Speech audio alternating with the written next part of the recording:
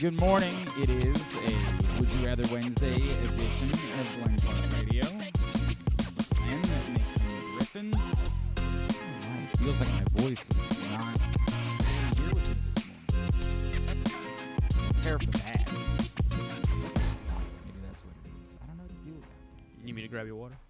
Yeah, I might. It's weird. Like, I don't have any reason to think that there's any problem. I don't, unless this is because the weather's fluctuated this week and it got warm again. And So you just want me to go? I mean, if it's allergies, that's not going to help. You know what I mean? Like, I don't know. I don't know what this is. I hadn't heard it until I started talking. I'm like, that doesn't sound right. It doesn't sound. Who is that weirdo that's speaking into the microphone? It sound all too different. From my it doesn't sound like dramatically different, but I you're guess not it, yeah, me. I mean, I guess if it's bothering you, yeah. Jerk. What do you know about anything? You're fine, I think. Hey, thanks to everybody who came out last night to Guilford Hall Brewery for the Tyus Bowser Show. We had an awesome time. Incredible crowd on hand. Griffin, thank you, by the way, for grabbing the logs off the printer as well. Appreciate that.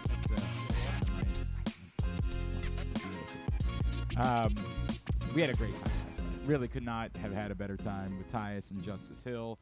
You're going to hear segment number 1 of that show coming up a little bit later on today, and then you'll hear the entire show Friday on 105.7 The Fan, and you can find it on YouTube and Facebook and in the archives. It's available for you, but there's nothing quite like being there for the Tyus Bowser Show. It's just an awesome group of folks that come out, and we had so much fun last night. If you missed it, too bad. But don't miss the next one.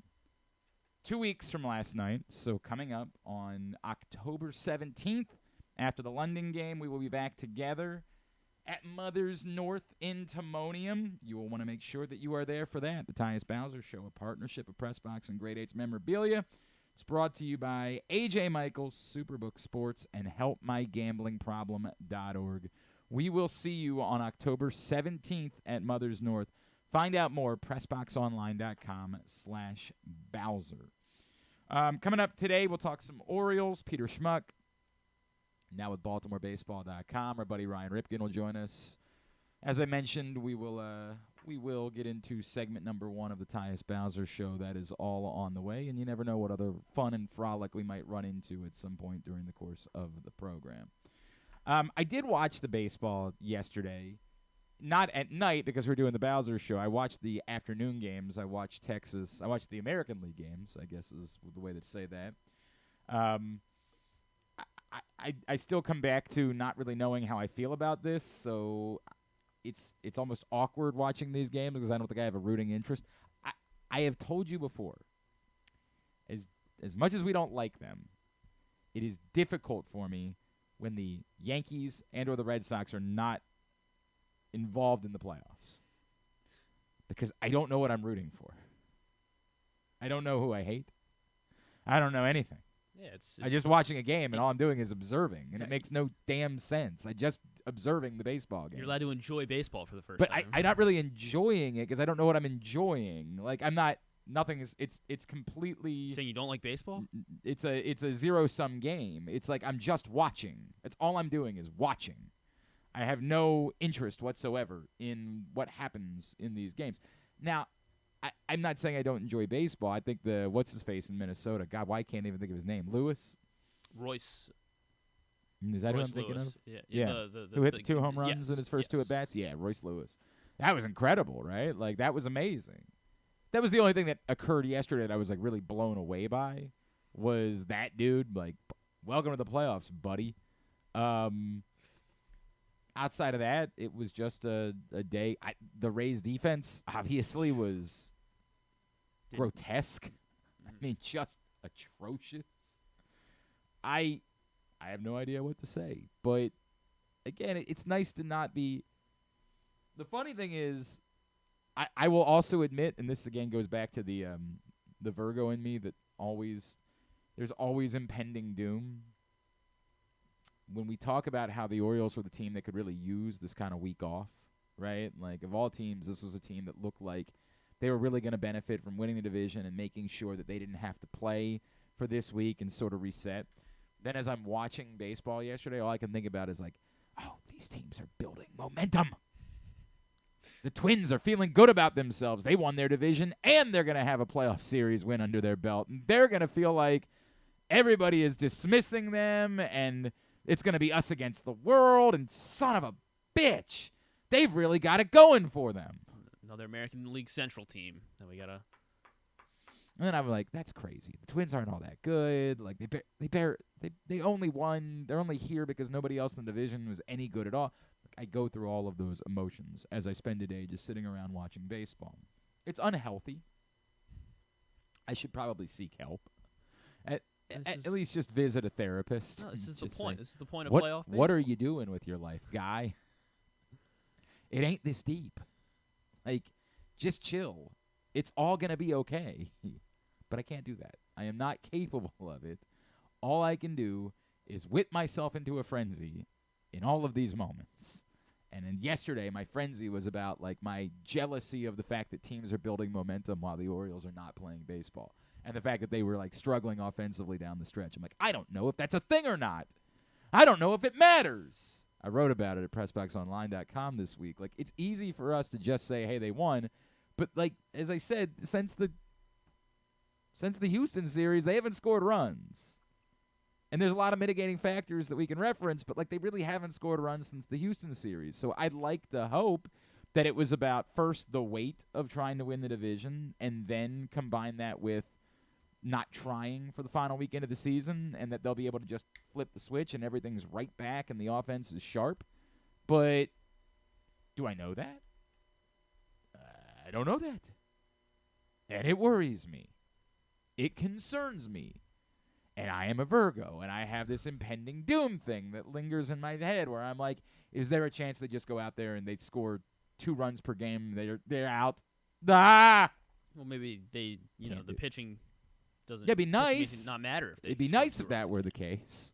I don't know how much confidence we have in that, but that would be very nice if that proved to be the case. And I'm not trying to suggest that I'm panicked. This is all me. I am tormented. I am a tortured soul that always worries about the worst.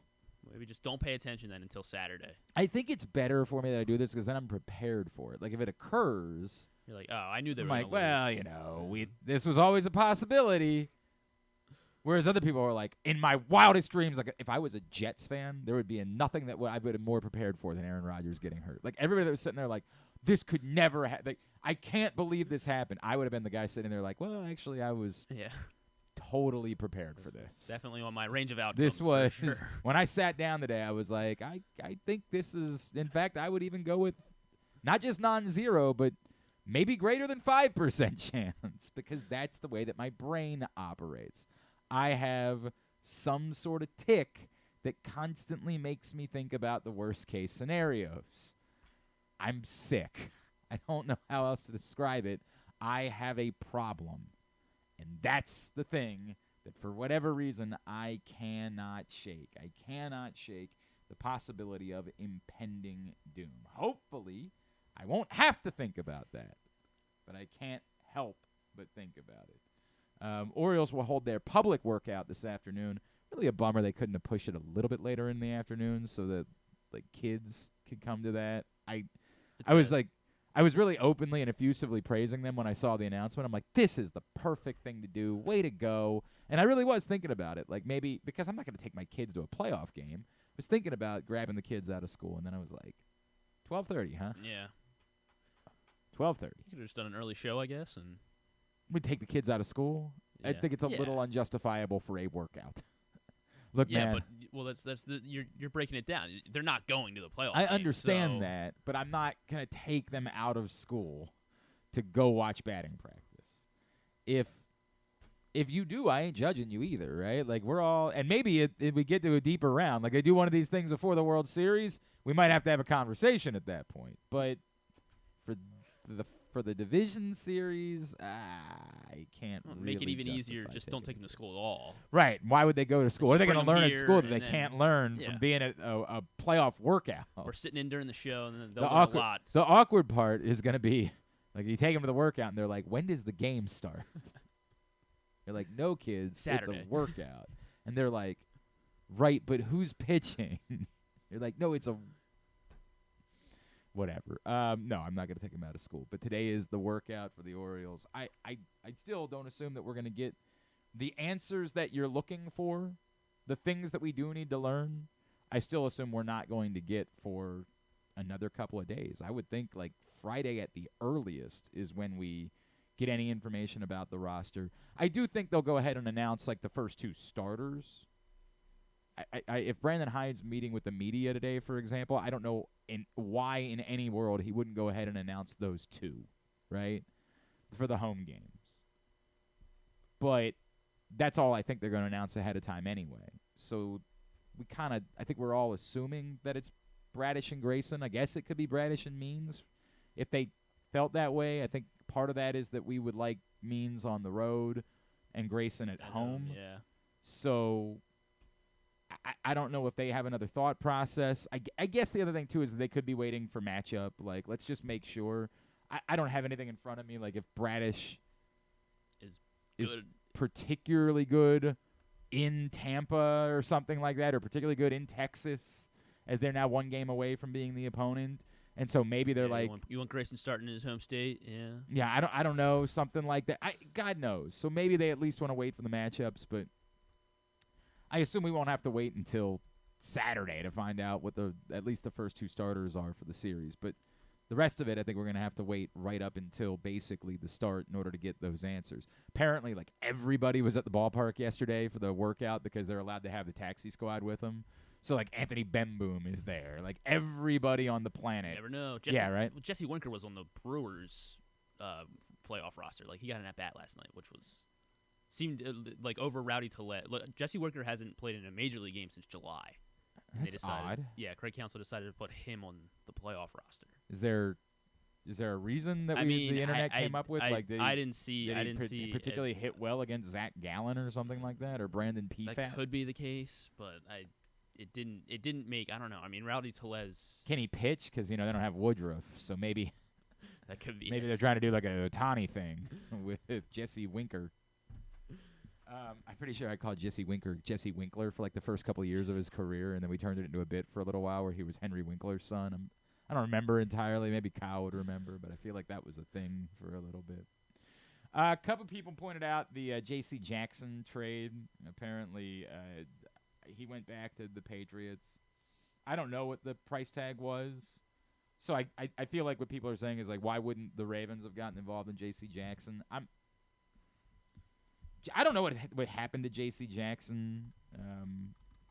I don't know if he's been bad since he's been with the Chargers, but he's certainly not been as overwhelming as he was with the Patriots the first time, and perhaps that has something to do with why it is that the Patriots were the team. It was a swap of late-round picks.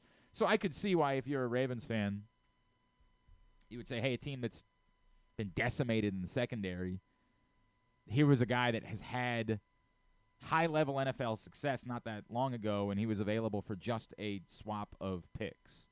I could certainly see why that would make somebody say, I feel like they could have done that. J.C. Jackson only played in 5 games a year ago. His PFF grades, for whatever those are worth, were terrible last year in those 5 games. I don't know if that was because he was hurt. Right. I just didn't pay enough attention to J.C. Jackson. Like, I know he was a great story and somebody that we were following, again, because he was a Terp, and, he was one of the many guys that kind of got overlooked. And despite the fact that he went undrafted, he became kind of a star for a little while. He was named an All-Pro at one point in New England and got a big contract to go. What was his deal with the Chargers? It was 5 years, $82.5 million. Wow. It's an awful lot of money to, like, take back in a trade. I don't know how that's all working out, but that would probably be, to me, the biggest reason why not. Would be that's an awful lot of money to be taking back. You'd have to do some serious work on your cap. It would probably limit anything else that you would be able to do in season as far as a trade was concerned. And to not have uber confidence that the guy that you're getting is going to be able to play at that level. I guess the Patriots have that confidence because of what he was when he was there the first time. At the same time, if I'm the Patriots, what the hell are you doing? Like, this ain't going to solve your problems, man. It might. It's not going to make the difference. One corner away. Yeah. You got way bigger problems that J.C. Jackson can't fix. You think they lose 38-3 to the Cowboys if Right. J.C. Jackson's out there? Yeah, maybe not. Maybe they lose 31-3. That makes all the difference. That's a weird bit, bro. Like, I know what we'll do. We'll go get J.C. Jackson. Hey, Bill, what about the quarterback? J.C. Jackson, baby. Really weird, man.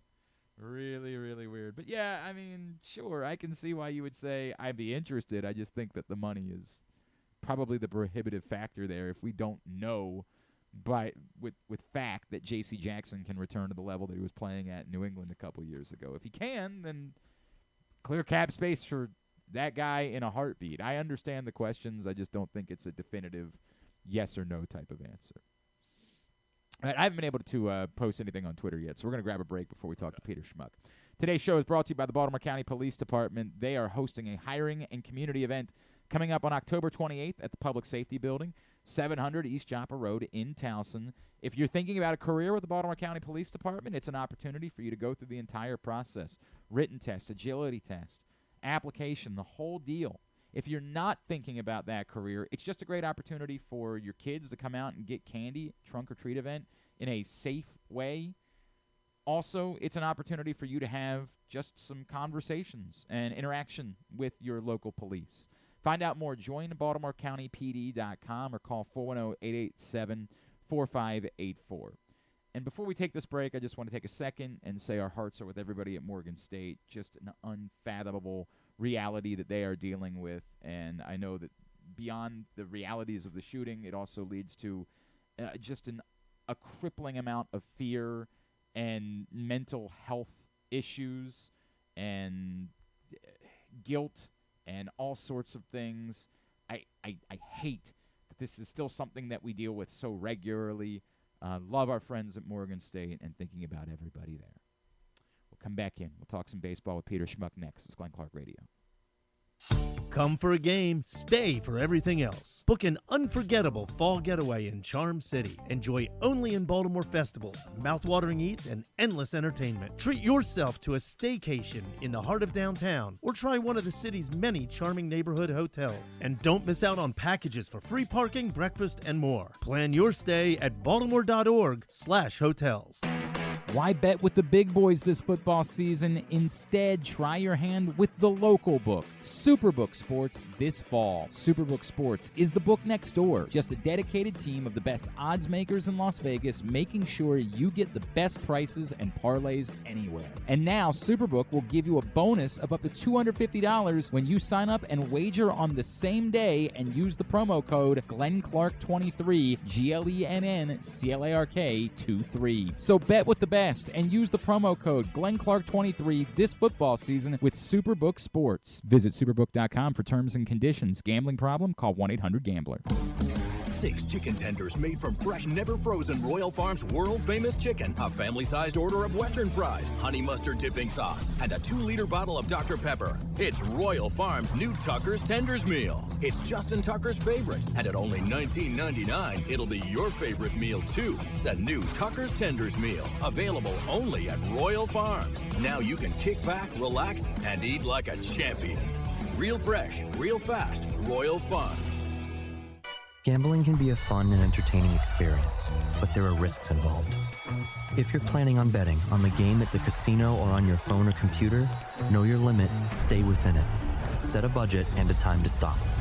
Remember, gambling isn't a financial solution, and it doesn't mix well with alcohol or drugs. Know the risks and have a plan before you begin gambling.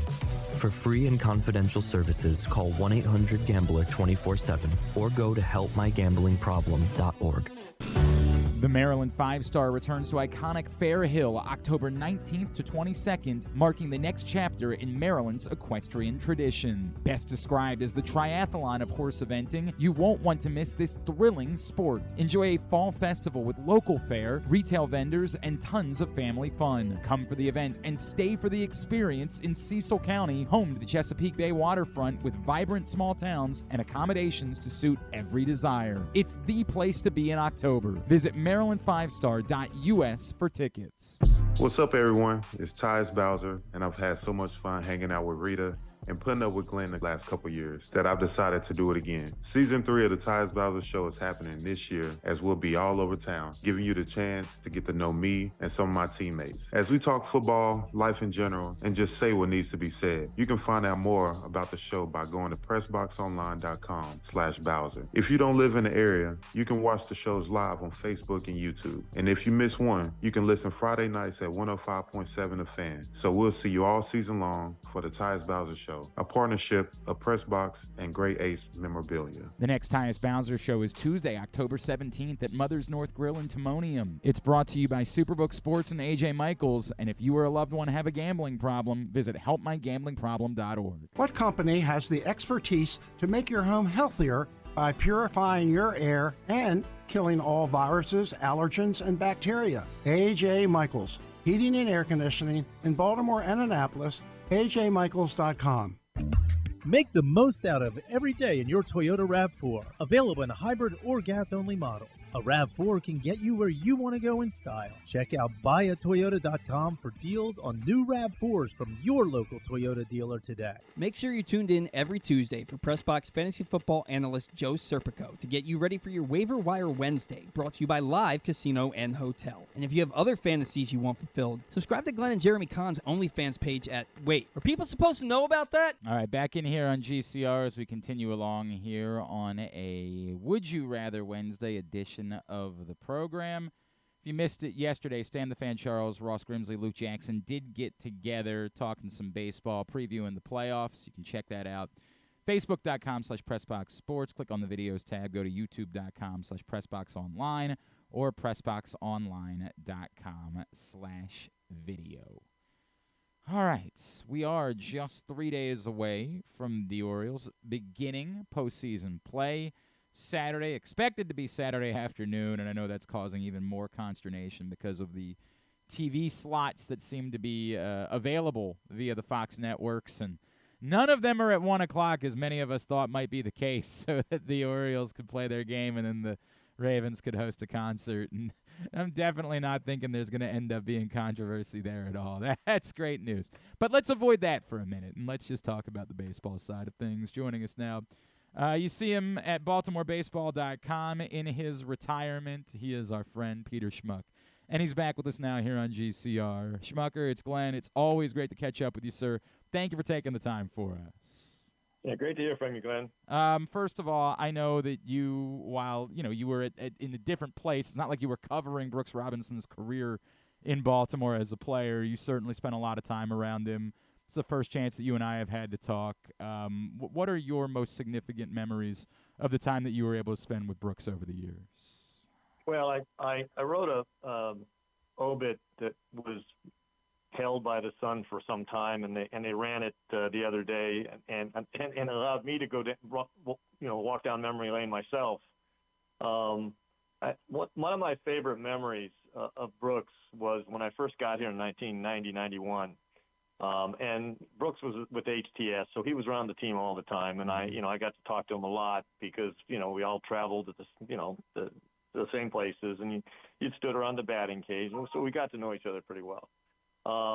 One day, myself and John Eisenberg, the Sun columnist at the time, were standing by the batting cage, and I can't remember, it was somewhere in spring training. Okay, I don't remember which spring training site, whether one of their many home sites back then, Tampa or St. Petersburg or Sarasota or whatever. And we're just talking, and there's a guy standing at the rail with a kid, and he keeps yelling, "Brooks, Brooks, Brooks, over here, Brooks." And we're talking, and Brooks finally, he kind of hears the guy, and he looks at us, and he kind of smiles, and he goes, "You got to excuse me, guys. I got to go meet another little Brooks." And at that time, I knew who Brooks Robinson was, but I hadn't really grasped the whole Brooks thing where people name their kids after him. And sure enough, as he walks back, and he's very, he handled this stuff so wonderfully. He got about 10 feet away from us, and the guy started going, "It's my son. I named him Brooks. I named him Brooks."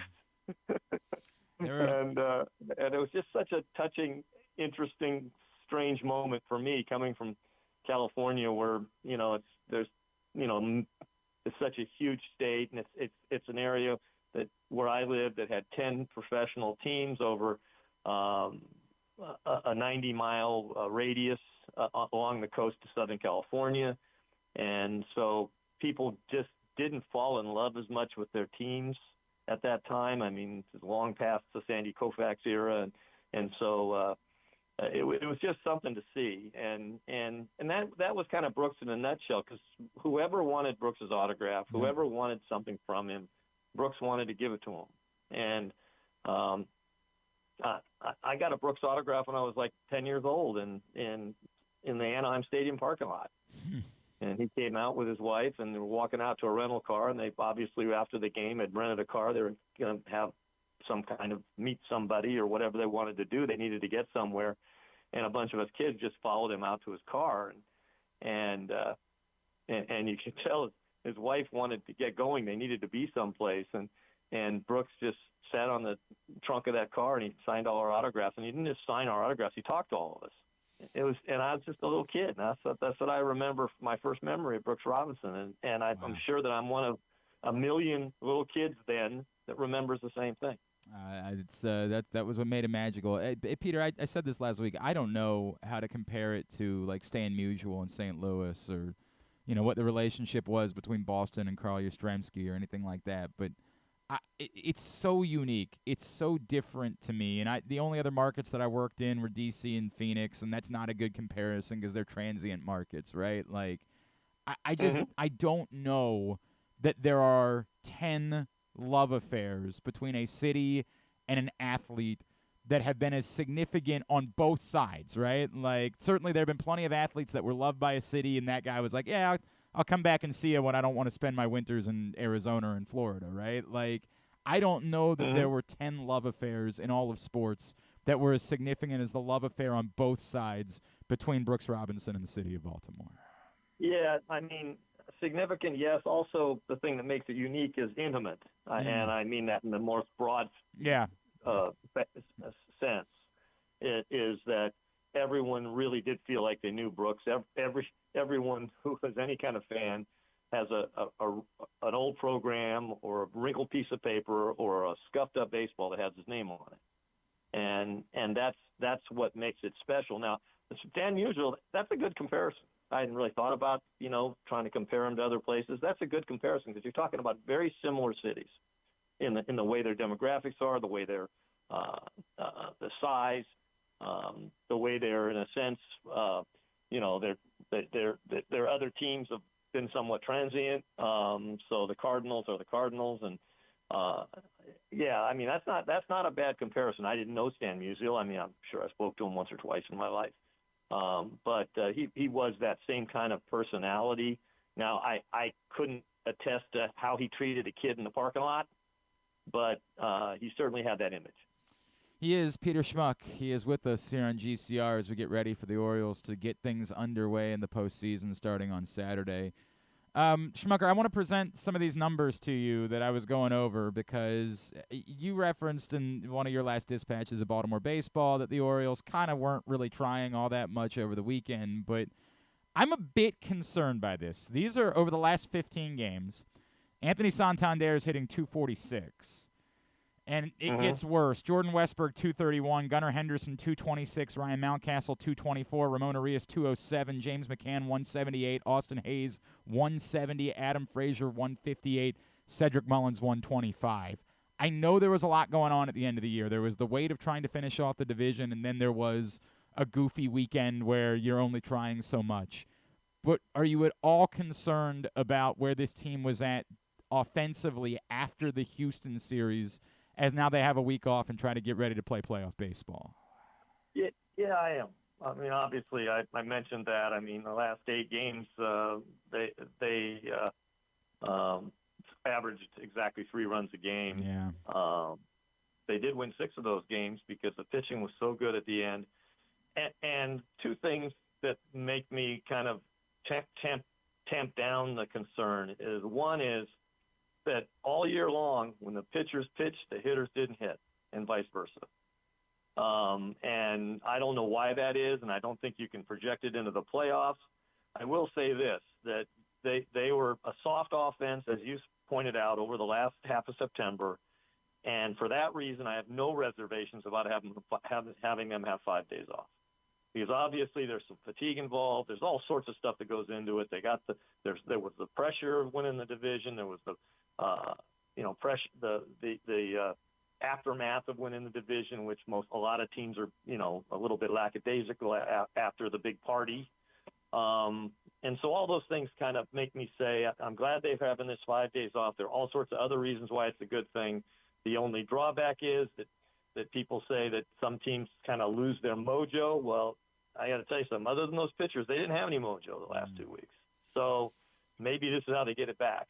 That's the way I'm looking at it. I'm trying to be optimistic. No, and I understand that. And I agree that this was a team that, unlike a lot, really desperately needed this week in order to get it back. I think the difficult part is for, there's the other side of looking at it is, were these a group of, for the most part, young players or guys that haven't done this before that are like hitting the proverbial wall?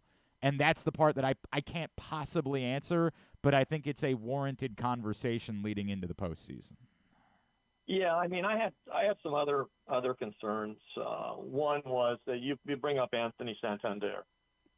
I think Anthony really cares about hitting 30 home runs. Yeah. I think he spent a lot of time trying to get to 30 home runs. That's a fair point. And in my perfect world, I'm not going to tell Brandon Hyde how to manage his team, because he's done an unbelievable job and will be the manager of the year, the BBWA vote. But I would be, if you're going to go into the postseason, and for the most part, you're going to go with Gunnar and Adley 1 and 2. I don't like Santander in the 3-hole. I'd rather have O'Hearn or even Cedric Mullins. Anthony swings at too many pitches. He swings at too many first pitches. When you have a runner on first and second, nobody out, which he often has, he's not the guy that moves everybody over. He either hits a home run or he doesn't, and he hasn't. So, he has a great season. He was on my MVO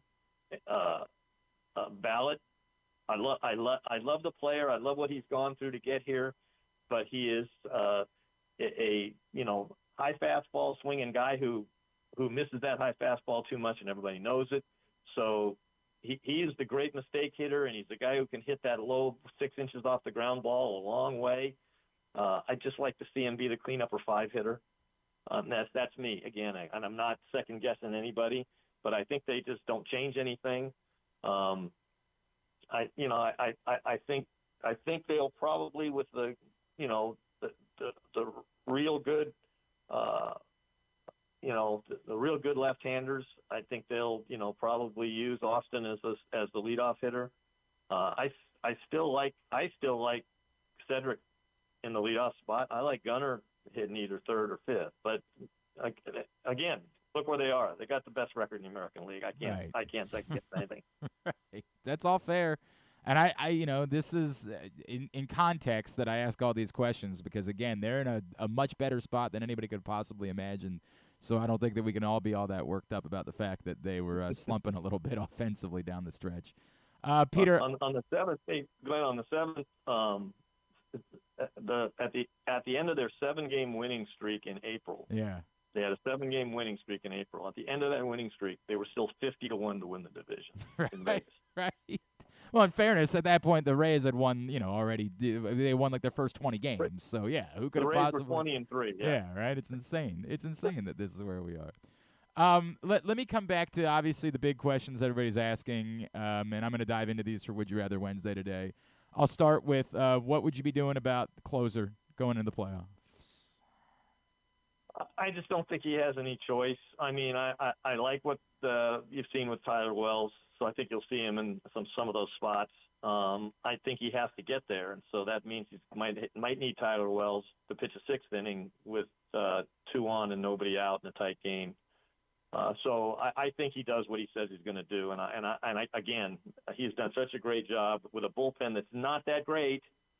When you take Felix Bautista out of that bullpen, right, and realize that everyone's scouted up Yennier Cano so that left-handers all hit him.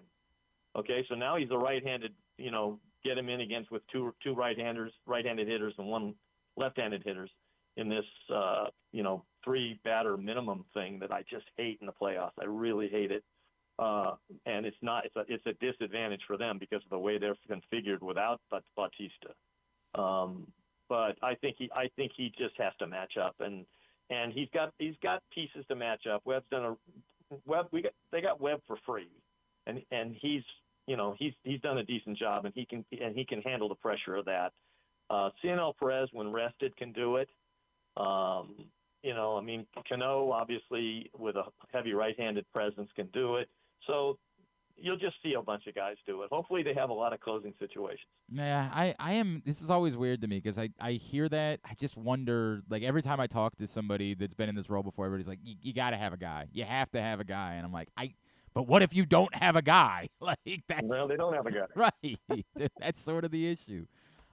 Fourth starter. Fourth starter? Yeah.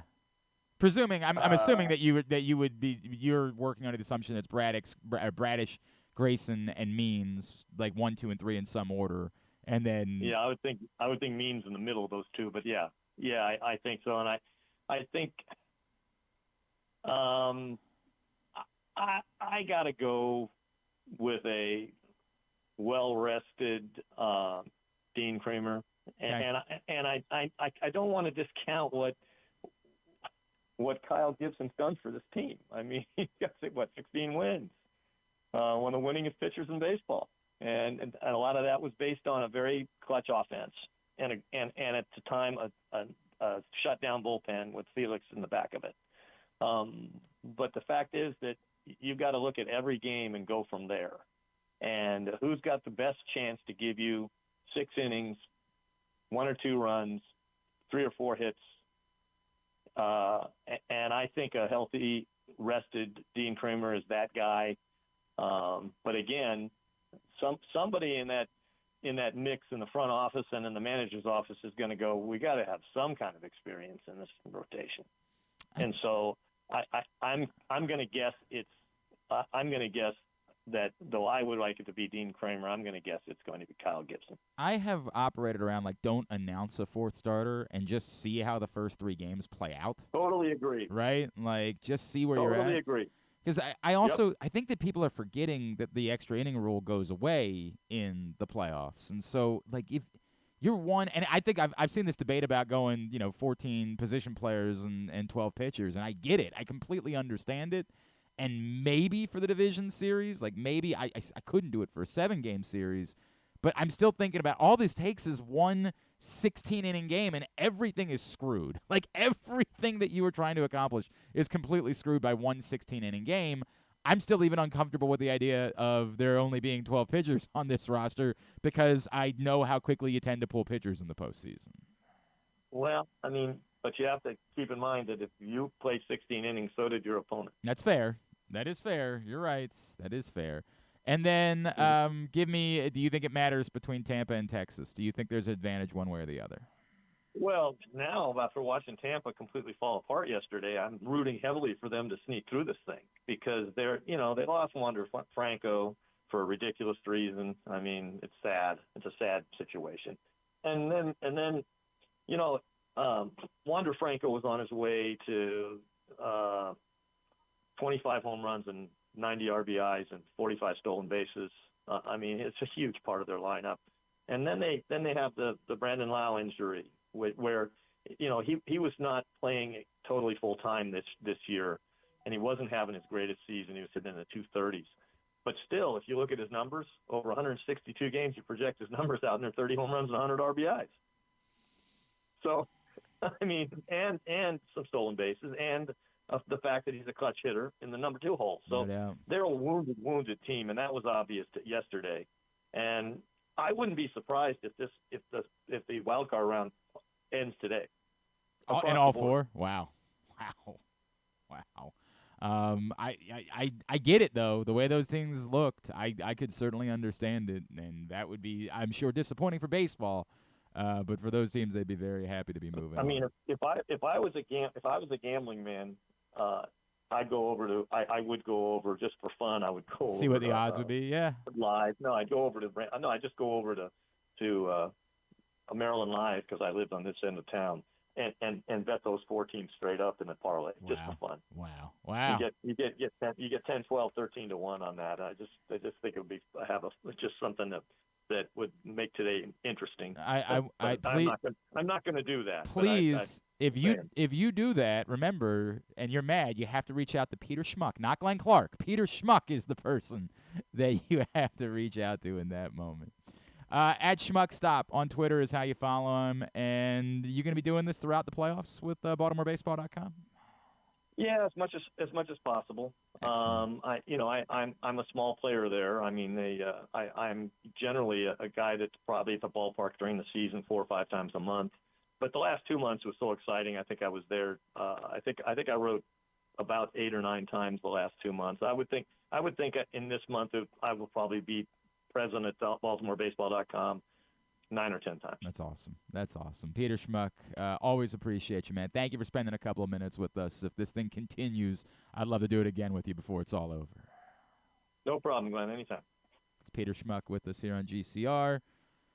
That's, by the way, basically what Would You Rather Wednesday is today. If you have not checked it out yet, at Glenn Clark Radio on Twitter or Facebook.com/Glenn Clark Radio, we're keeping it simple today for the most part. We're just doing all the stuff we're talking about right now. It's an Orioles playoff theme version of Would You Rather Wednesday. So get your responses in at Glenn Clark Radio on Twitter, Facebook.com/Glenn Clark Radio. It's all brought to you by Birdland Sports. Somebody's winning a T-shirt of their choice from Birdland Sports. But that's the concept. The concept is just all of the stuff that we're thinking about and dealing with. By the way, go to Superbook and build a parlay of those 4 teams and just see what it would get us if we played the Peter Schmuck parlay today. All right. He's going to go over and do it but we, of course, are Superbook folks here. So we'll build the parlay there and see what it would get us as far as odds are concerned. So it would obviously be Texas, Minnesota, Philadelphia, and Arizona, right? They beat Arizona 1 game 1, didn't they? Yes. Yeah, Arizona won game 1. I don't know why my brain stopped working there for a second. So put those 4 together to all win game 2, and for there to be no baseball games tomorrow, so that we're all stuck with Commanders Bears. Jesus. Yeah. God I mean, damn. I know we like involving these games in our picks for the week, so that we can have something. I mean, we do. This is no. Yes. No. Yeah. No. If there's no baseball tomorrow, we have to. No, we don't. We have to. No, we do not. That is about as bad as it gets, baby. That is. I know that there were some, Titans, Jaguars games, things like that over the years that they would put on the Color Rush on Thursday Night Football. God, I wish somebody would just write a book about Thursday Night Football. I feel like I would be willing to read that. And like the Maybe things that I've forgotten about, I don't think I have the time in me. I'm working on go back and just watch every Thursday night game. Oh my God! For years it was awful. Like for years we hated Thursday Night Football, and I don't know that it ever actually turned as much as we just accepted it. Like we were like, it's part of our lives. They used to. Did you build the parlay? So the Superbook is doing some planned maintenance right now. Are you serious? I am serious. The hell? Yeah. Don't they know we're doing a show right now? Oh, for God's sake. Do you want some estimated odds elsewhere? Or? No, just remind me before the show is over, Okay. and we'll do it All then. All right. Yeah, we're not picking Commanders, Bears. What? They're better games, really? I don't hate myself enough to include Commanders. Well, I hate you enough to. I think we're going to disappoint old John Little Rock again. I don't think there's really a... No, we got SEC Oklahoma, game. Texas. Yeah, that is a big SEC matchup, actually. That's a great point. That is a big SEC Just for John, matchup we're doing Oklahoma, that Texas. we have to include. That is a good point. Waiting to see if there's any news regarding who may or may not be on the practice field. I will tell you that when you listen to the Tyus Bowser Show, segment 1 later, I directly asked Tyus Bowser, hey, if you were to be activated this week, do you feel like you'd be ready to play a football game on Sunday? And you'll have to stay tuned in order to find out what his answer was. That's called a radio tease, ladies and gentlemen. You're welcome. That'll be coming up. We'll probably get to it a little bit earlier today because we don't have quite the loaded show. Yeah. Don't have quite the loaded show today. Yeah, well, yeah, because I knew there was important information. You were prioritizing. Yeah. You said, I'm not going to burden this show by going about booking litany or myriad guests. Instead, Yes, exactly. I want us to get to what matters. That was Griffin. Tyus Bowser playing football. Griffin was thinking about you. Mm-hmm. That's what happened there. Griffin was thinking about you. I always think about the listener. Urban Meyer in the news. We'll talk about that briefly, and then we will chat with Ryan Ripken. That's on the way. It's Glenn Clark Radio. The Baltimore County Police Department is now hiring with competitive salaries, including for experienced police officers, starting salaries between over $68,000 and over $82,000 based on your prior service time, accepting up to 7 years of service times with only 6 weeks in the academy, minimum of 2 years prior experience. And police cadet starting salaries at over $32,000 must be between the ages of 18 and 20, but you can apply starting at 17 and a half. Must have a high school diploma or GED equivalent at the time of the hire, U.S. citizen at the time of the hire, and a valid driver's license. So if you have a passion for service and want a career for life, now is the time to join the Baltimore County Police Department. Call 410-887-5542 or visit joinbaltimorecountypd.com. Gambling can be a fun and entertaining experience, but there are risks involved. If you're planning on betting on the game at the casino or on your phone or computer, know your limit, stay within it. Set a budget and a time to stop. Remember, gambling isn't a financial solution, and it doesn't mix well with alcohol or drugs. Know the risks and have a plan before you begin gambling. For free and confidential services, call 1-800-GAMBLER 24/7 or go to helpmygamblingproblem.org. All aboard!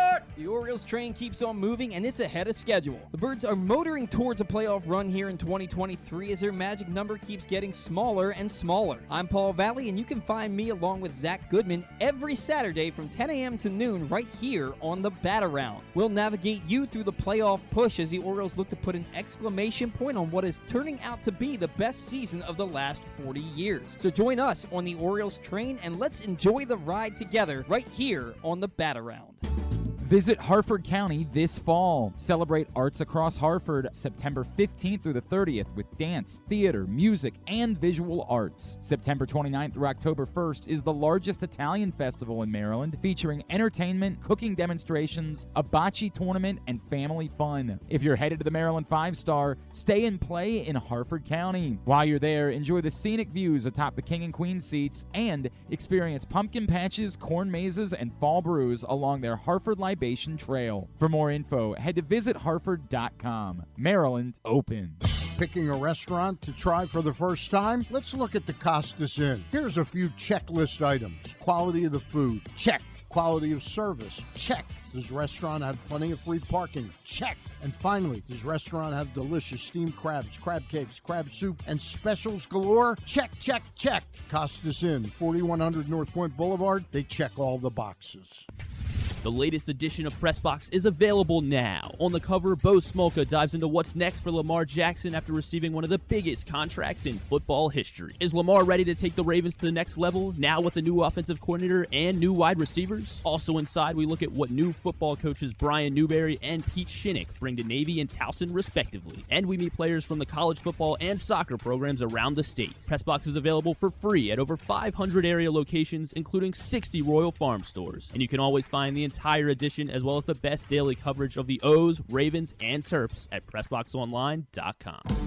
6 chicken tenders made from fresh, never frozen Royal Farms world-famous chicken, a family-sized order of Western fries, honey mustard dipping sauce, and a 2-liter bottle of Dr. Pepper. It's Royal Farms' new Tucker's Tenders Meal. It's Justin Tucker's favorite, and at only $19.99, it'll be your favorite meal too. The new Tucker's Tenders Meal, available only at Royal Farms. Now you can kick back, relax, and eat like a champion. Real fresh, real fast, Royal Farms.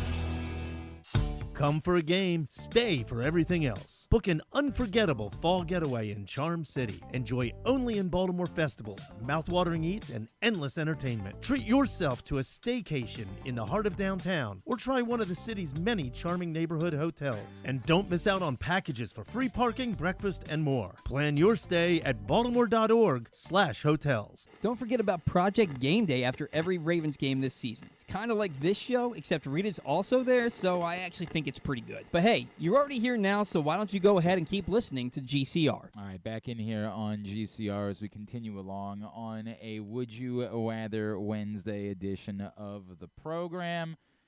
All right, so first of all, even though there was a little bit of maintenance this morning, I promise you that if you use the code GlennClark23 when you sign up at Superbook, you will receive up to $250 in a first bet match, same day, win or lose. Superbook.com, download the Superbook app in order to take advantage of that offer, but you got to use the code GlennClark23 in order to do it. So all of a sudden last night, Twitter was ablaze with rumors that Michigan State, of course, moved on from Mel Tucker due to the allegations of sexual harassment towards a prominent rape survivor and now public speaker named Brenda Tracy. They need a head coach, and the rumor mill was swirling last night that they would be interested in Urban Meyer as their next head coach.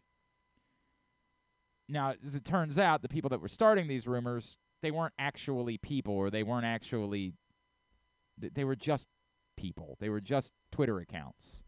Like, there was no significance to it whatsoever. They were at best trolls. They might be – I don't know anything about it. They might be bots. They might be – who knows where this was coming from.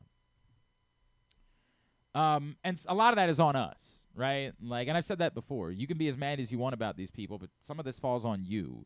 That you look at something and you're like, does that smell right? Or maybe I should just double check it. That's on you. This is the America that Elon Musk wants, right? Like, he wants there to be no fact, that you can just say whatever you want and make it fact, and that there's no. That's where we are.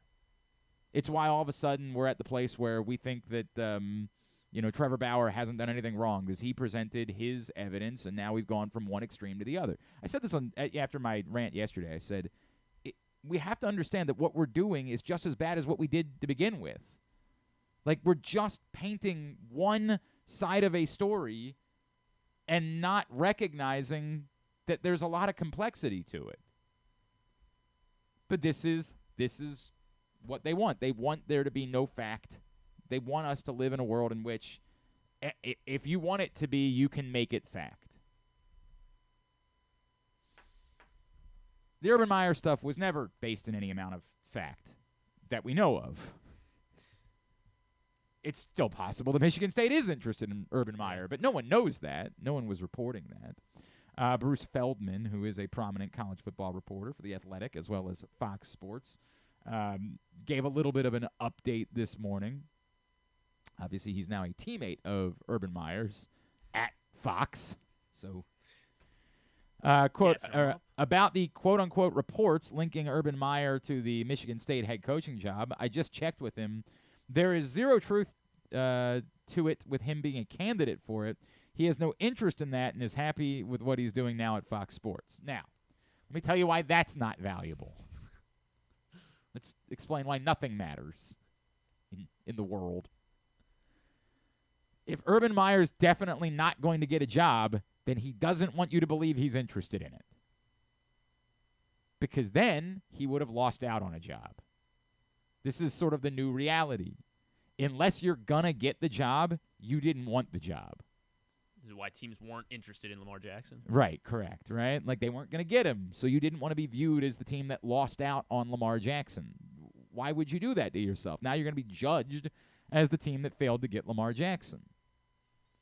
But this is a little bit worse than that, because this is actually losing. This would be you wanted the job and someone else got it. You lost a job you wanted.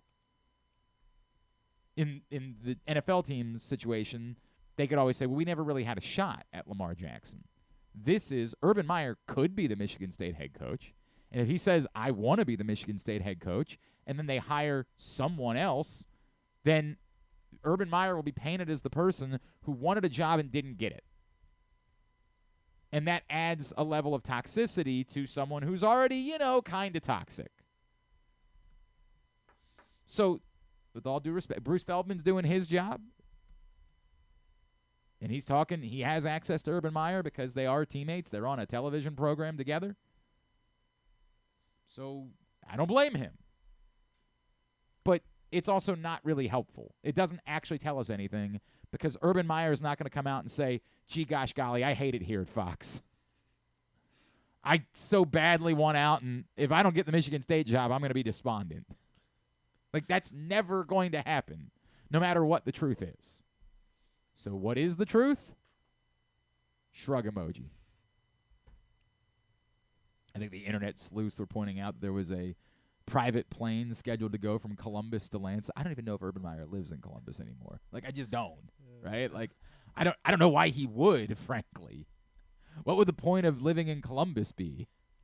I guess he still owns a bar there. Wasn't that where he got in trouble with the girl? Yes. Was that his bar? I think that was. But like, was I don't. His bar? Wasn't it? Doesn't he own a bar? What was the name of it? It was shoot, what was the name of it? I could have sworn it was his place. Whatever See it is. if anyone knows where he's currently living. Yeah, I mean he's from Ohio, so yeah, he grew up there. I don't know. I mean, maybe he does, but I feel like if I was Urban Meyer and I had a bunch of money, I would probably choose to live somewhere a little bit warmer. That would just be my thought process. It looks like, according to Wikipedia, he resides in Jacksonville still. Well, that was. Yeah, I don't know but about I that. I don't know. Yeah, I don't know about that either. Like, Might again, not be up to date either. Yeah. Why? Like, if I'm going to live in, I understand, but if I'm going to live in Florida, I would probably choose not Jacksonville.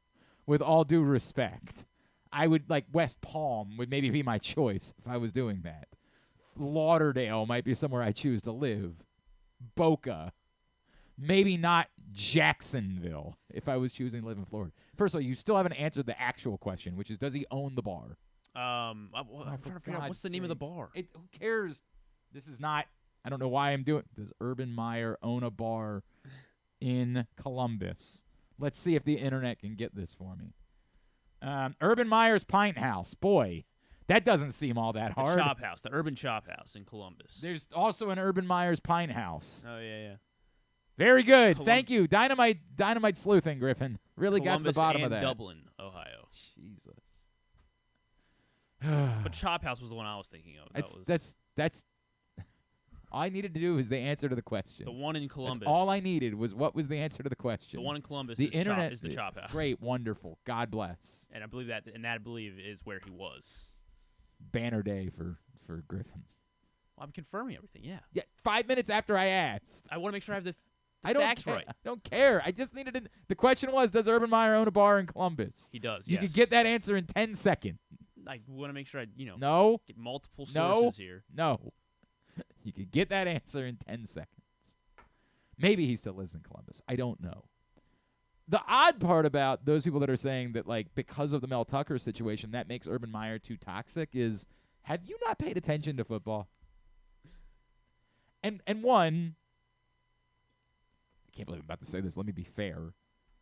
I don't think that any individual thing in Urban Meyer's litany of things, frankly, makes him unhireable.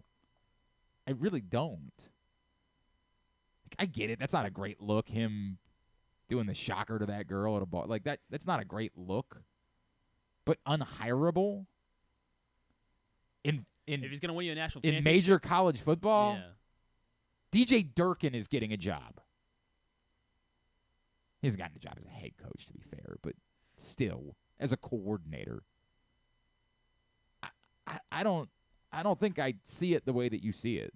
Like, if you want to say he should be unhireable, there was, of course, the word that, like, he knew about a domestic violence situation on the staff at Ohio State and really didn't do anything about it. Like, I'm with you that should be unhireable is fair to say, but actually unhireable, man, we've followed football for way too long for me to buy that.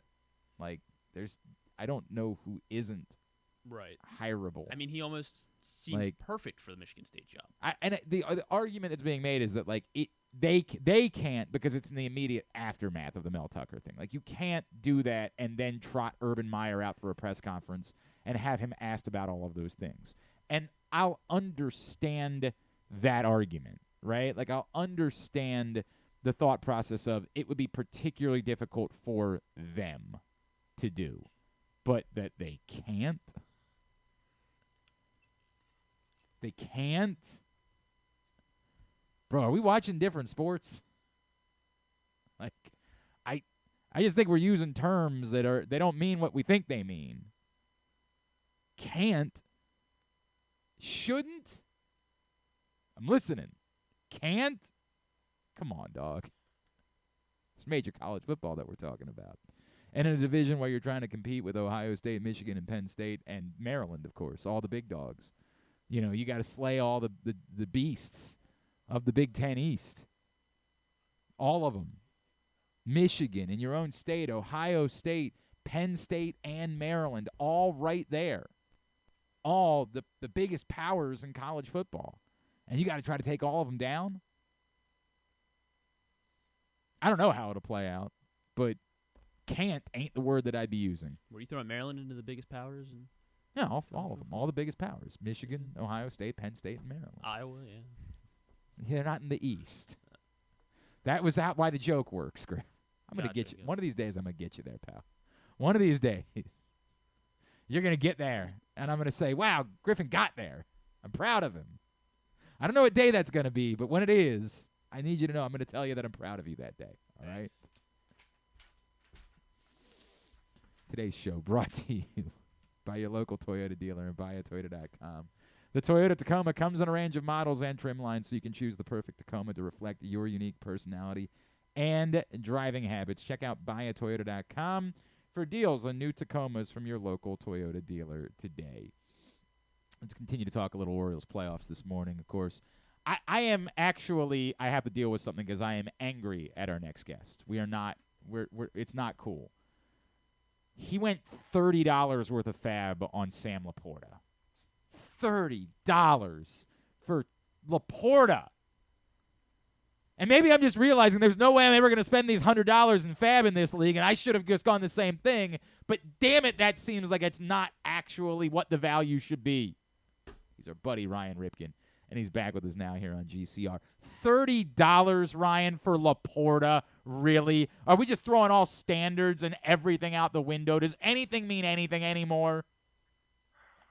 Well, good morning to you too, Glenn. Hey, buddy. It's good to hear your voice. You know, I wanted my guy. You know, and I'm a big Sam Laporta. I couldn't believe he was there. I don't know why he was just sitting there. I couldn't believe it either, and that's why second-ranked tight end, I believe, in fantasy football right now. So that's why I thought that if I just put in a nice, cool $8 bid, I'd be fine. But no. Oh no. Someone came through with the big bucks for Sam Laporta. God, man. Hey, you know, it's a week-by-week operation. You know, and right now, even though we're at the top currently in the standings, we're always trying to get better, Glenn. Oh, yeah. You know, that's listen our mindset. Listen to your coach speak over there. You know, I'm only a game behind you, I'll remind you, in this league. I'm only a game behind. And I still, unlike some people who only have $20 worth of fab left, I still have 99. I don't even remember who I spent $1 on. I had to go back and think. Maybe. No, I didn't. I never would do that. Who would your tight end have been otherwise? Who was? Well, I had David Njoku to start the year. He's on bye. Yeah. And you know that was an upgraded spot. And when you have a top 5 guy just sitting there, you know you got to make moves. But hey, also I meant to say, yeah, you are right, one behind, and that's way better than where you were last year. Oh, my God. If I'm not my mistaken. season was over. My season was already over by this point last year. I think I was 0-4. And I had dealt for I had given away a good player to get Trevor Lawrence. There was somebody that was coming back off IR that I dealt to get Trevor Lawrence. And I nailed it. Like, I absolutely was correct. He was just 3 weeks late in getting to the point where I thought he was going to get in order to be able to save me. Damn it. I still regret that. But yeah, not happy about that, bro. Just got to be honest with you. Now, and I mean this is the nicest way possible. I never root for injuries for anyone, but I hope Josh Jacobs and Dameon Pierce break their ankles this weekend. And now you don't have any fab dollars left to go get their backups. I just hope that's the case. I'm sorry. And I don't root for – I'm not an injury person, but I think you deserve that after you went wildly off the reservation in order to get Sam Laporta. You know what? You know, and if worse comes to worse, you know, I guess I'll deal with still drafting Devon A-Chain, and Rashad White. So I guess I'll be okay. Only league. Oh, and Jerome Ford. All But, right. hey, Anything else out of you? Anything else from you? You brought this up, Glenn. I thought we were going to talk about some baseball, maybe just some baseball and right. sports. Yeah. You're coming at me hot right out the gate. That was what I woke up to Wednesday today. morning. And you act like you're the only person that had a good draft. Who drafted Puka Nacua? Who drafted Puka Nacua in that league? Huh? Hey, that's a 12 out of 10 move. Yeah, That's what gets the GM of the year. There you go. All right, let's get into it. We're doing this for Would You Rather Wednesday this week. We're just doing a very simple Orioles-centric version of Would You Rather Wednesday. So I'm going to run all these by you because these are the big topics going into the playoffs. And we begin at closer. Would you rather Yennier Cano, Tyler Wells, or closer by committee?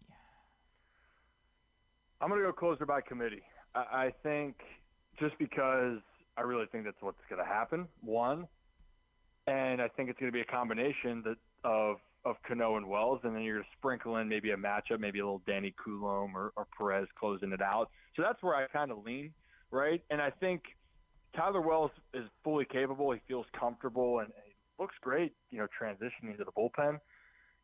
And Cano, I think, just because of the fact for the majority of the season until Batista went down, he was the setup guy. So I think that's why him sliding into that role could definitely happen.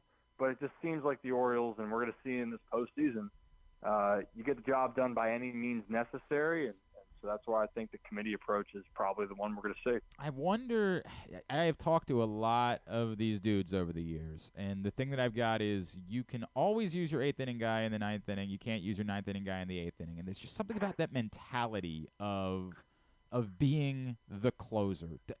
Does that matter to you at all that, like, someone knows this is how you prepare, this is how you ramp up, this is when you need to go – like hulk up and do your psychopath routine in order to get to that place, that like you have to have somebody who knows they're the guy. And I'll even extend that out to the rest of the team, like the confidence in knowing this is the guy in the back end and everything's good because once we get to the ninth, we have confidence in him. Yeah, I think the whole – I guess I'll say it this way. Guys are creatures of habit, right? So when you get into your roles or how they're defined, you get in that routine. It's just even as if you're a hitter, right? If things are going well, you have your routines before the game, in the batting cage, whatever it may be, right? It's the same thing over and over again. And when you change things up, that's where the slightest little difference can throw a person off. Now, you can argue, well, if you're really, you're that dominant, you can pitch at any time. Yes, of course, hypothetically. But even guys, I look back to some of the best closers ever, like Mariano Rivera. Get him to the ninth, 3 innings or 3 outs. He's the best to ever do it. Ask him to go 5 outs, 6 outs. He can still be one of the best, but it's a different type of mindset to come in an earlier frame. And even for Felix Bautista, we saw Felix Bautista do it this year. So I just think that it's something that it's an interesting talking point because of the fact that, especially in the playoffs, guys are going to be put in different positions, and you got to be ready for whatever that's going to be. But it doesn't mean that you're going to have that same success that you want. But no one cares about that. No one's going to feel sorry for you. You got to be able to lock yourself in. And for Cano, I do think that's part of the reason why when we've seen a little bit of ups and downs in the closer role, he's been caught in between. He's had some really, really sharp moments and other moments where he's been, not as effective as he'd like. And I think part of that is, understanding or being thrown out of his own routine, so to speak. All right. Would you rather Kyle Gibson starts a Game 4 or Dean Kramer starts a Game 4? Ooh, man.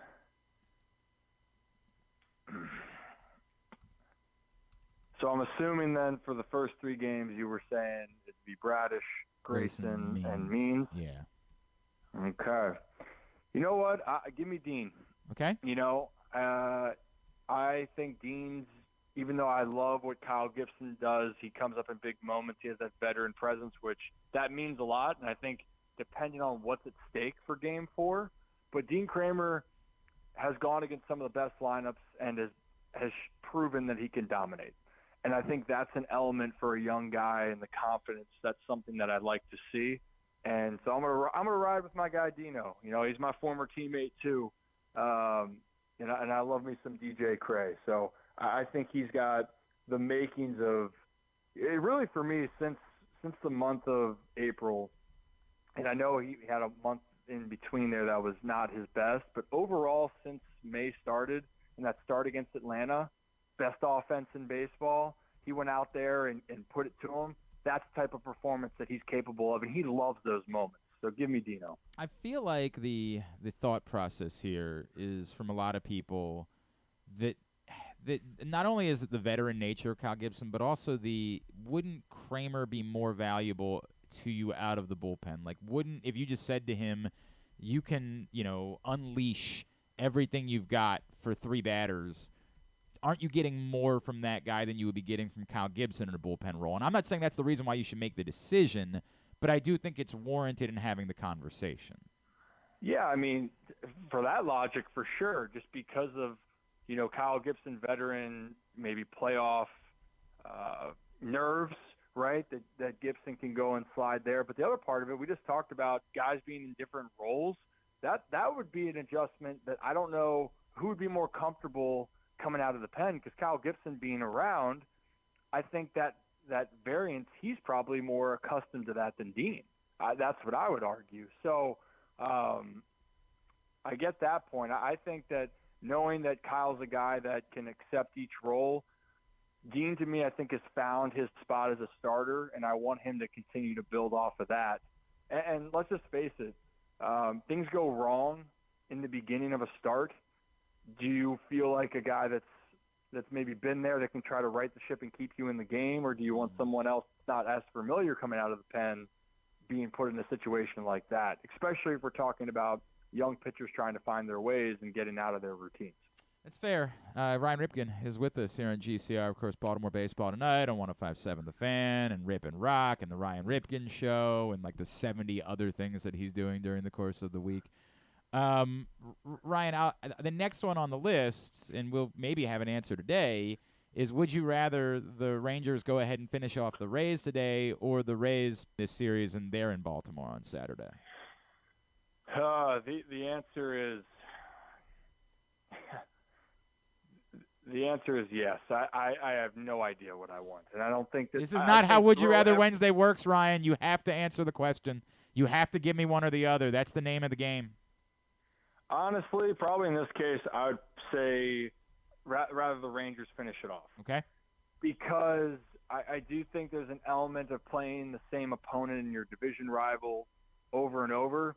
And if people thought that the Rays-Orioles series was very stressful in Baltimore for a 4-game set, imagine it all on the line in a 5-game series, because the Rays and Orioles are just so comparable to me, where adversity hits doesn't matter. They're going to keep battling and battling. Now, the Rays did have a very uncharacteristic game yesterday. That Siri had a really rough game, from not being able to get the bunt down to misplaying the ball in the outfield to airmailing one to the third base dugout that allowed a run to score.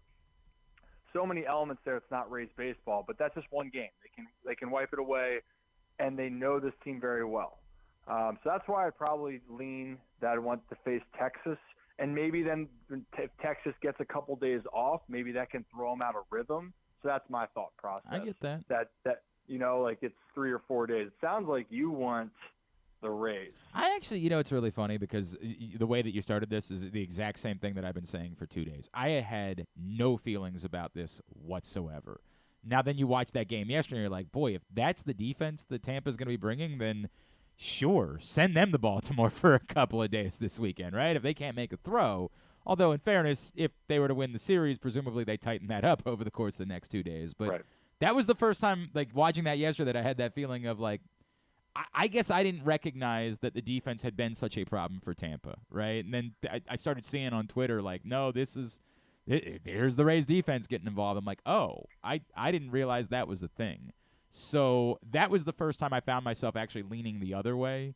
and saying, well, maybe that's the team that you'd rather face, is the team that might be inclined to throw the ball around. And as we know, if there's any team that's willing to be able to go find extra bases and be aggressive and force you to make throws and to do things perfectly, the Orioles would be that team. So that was the first inclination that I had, that maybe uniquely that's a good fit for a matchup, is if you're trying to force the issue, you're forcing them into bad throws and mistakes. Yeah, and it's one. But the thing is, like we're saying, it is just one game, right? Yep. We've seen the Orioles have some brutal games, but the reason why the Rays have had so much success this year is just like the Orioles, they bounce back. They don't let one bad game turn into a bad run. Except the Rays did have a bad month of July, and that's the reason why they did not win the American League East. The Orioles were the consistent team all year, all throughout the year. The Rays had that rough July. But the other part too is, and we're seeing this, it doesn't matter what seed you are once you get in the playoffs. No doubt. You know, it really is going to be who's hot, who's feeling good. And I mean, we're looking at the games last night. I mean, the Brewers have a 3-0 lead with your ace on the mound at home, and all of a sudden that gets erased. Yep. The Diamondbacks steal one on the road, and now they're on the brink of elimination. So this game can just change so easily, and Texas's lineup is really, really dangerous. Number 4, this one's going to be the awkward one because I don't know how much you care. Also, I don't know, are you familiar with the new HBO Max program, Naked Attraction? I can't say that I am. Okay. I'll have to tell you about the premise, Ryan. It's that it's a dating show, and it's the person that's trying to find a partner is shown 6 completely naked people, and they pick which one of them they want to go on a date with. And, like, it's completely naked. I need that to be stated for the record. It's very controversial. It comes from the UK, but, like, it is everything. So I keep that in mind. So is it? Are you seeing? When You're saying seeing fully it. naked, You're seeing seeing their it. face too. Yeah, the whole thing, man. The whole thing, all of it. So just file that away. Okay, filed. I can get you 2 tickets behind home plate. I know a guy who's got 2 tickets behind home plate. In fact, I think you've heard of him. For the first game of the World Series in Baltimore, if you agree to appear on the next season of Naked Attraction. Or you can't go to any playoff game at all. Can't go to any playoff. You can't go to any playoff game at all. Man. Oh, gosh. And by the way, for those that are going to try, if the World Series game doesn't happen, once you commit to this, you got to do it no matter what. So even if the Orioles would be eliminated before the World Series, you're still on the hook. So. Yeah. Well, you know what? Yeah, of course you would think of this. Yes. Yeah. Hang on. What are you trying to say about me now, Ryan? You're a creative mind. Yeah. That's Thanks. what I'm thanks, saying. buddy. That's a very nice way of saying that. So, as long as I can sign a waiver as well that I will still be in a relationship, that my girlfriend will still want to be with me, I would participate in the show. You think now? Do you think she would give you the like if she knew? Absolutely not. Okay. Absolutely not. If this had something to do with, because she's a lot of things, like she loves Taylor Swift and all that. If this had to do with a Taylor Swift situation, if this got you like backstage at a Taylor Swift show, she'd say, "Go right ahead, put yourself out there for the world to see, because that's worth it for me." Yes. Okay.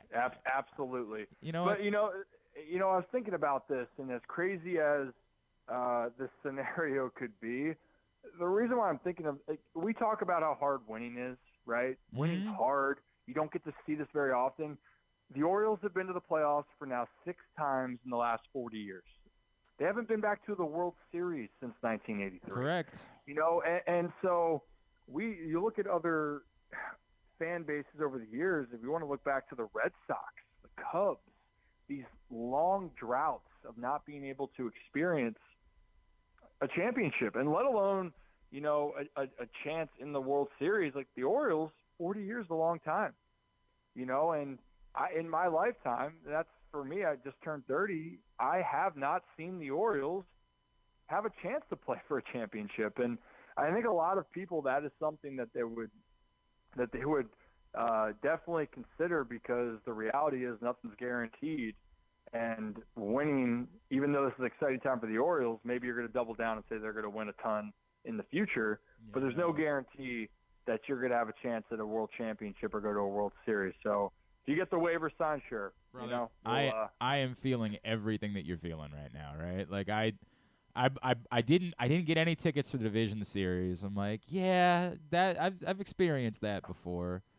I've never seen the Orioles win an ALCS game in Baltimore. That's something I've never witnessed in my life. I mean, I was a month old the last time. Oh no, that's not true, because 96, 97. So and I just didn't happen to go. I don't know why I didn't go in 96 or 97, but I didn't go.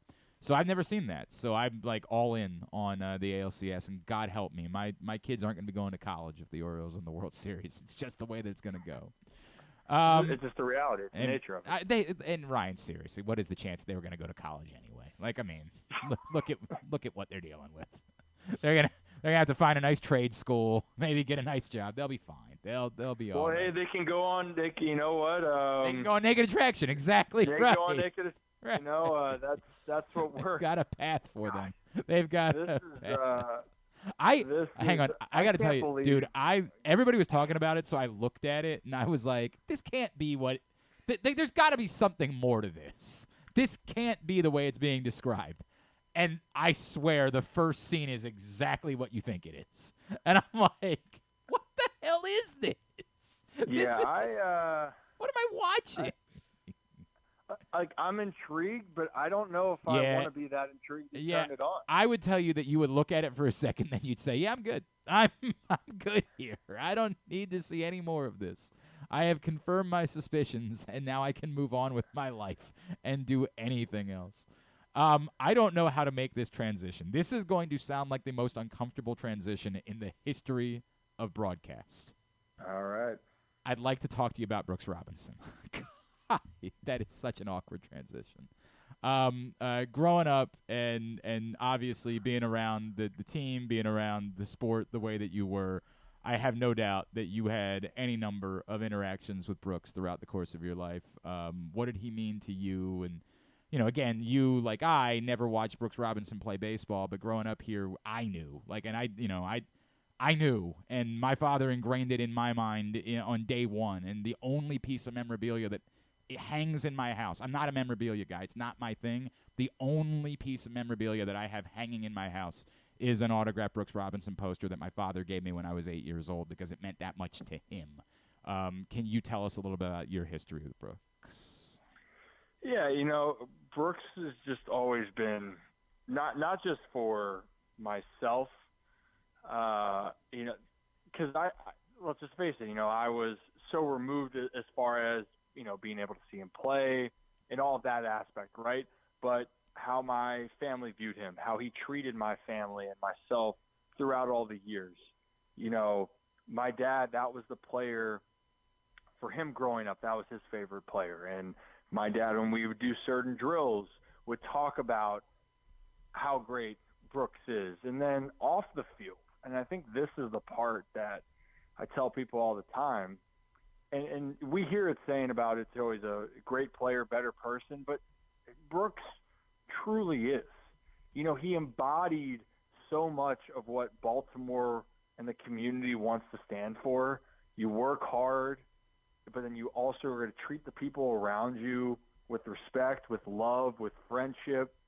And that is something that he really brought that joy, on a daily basis.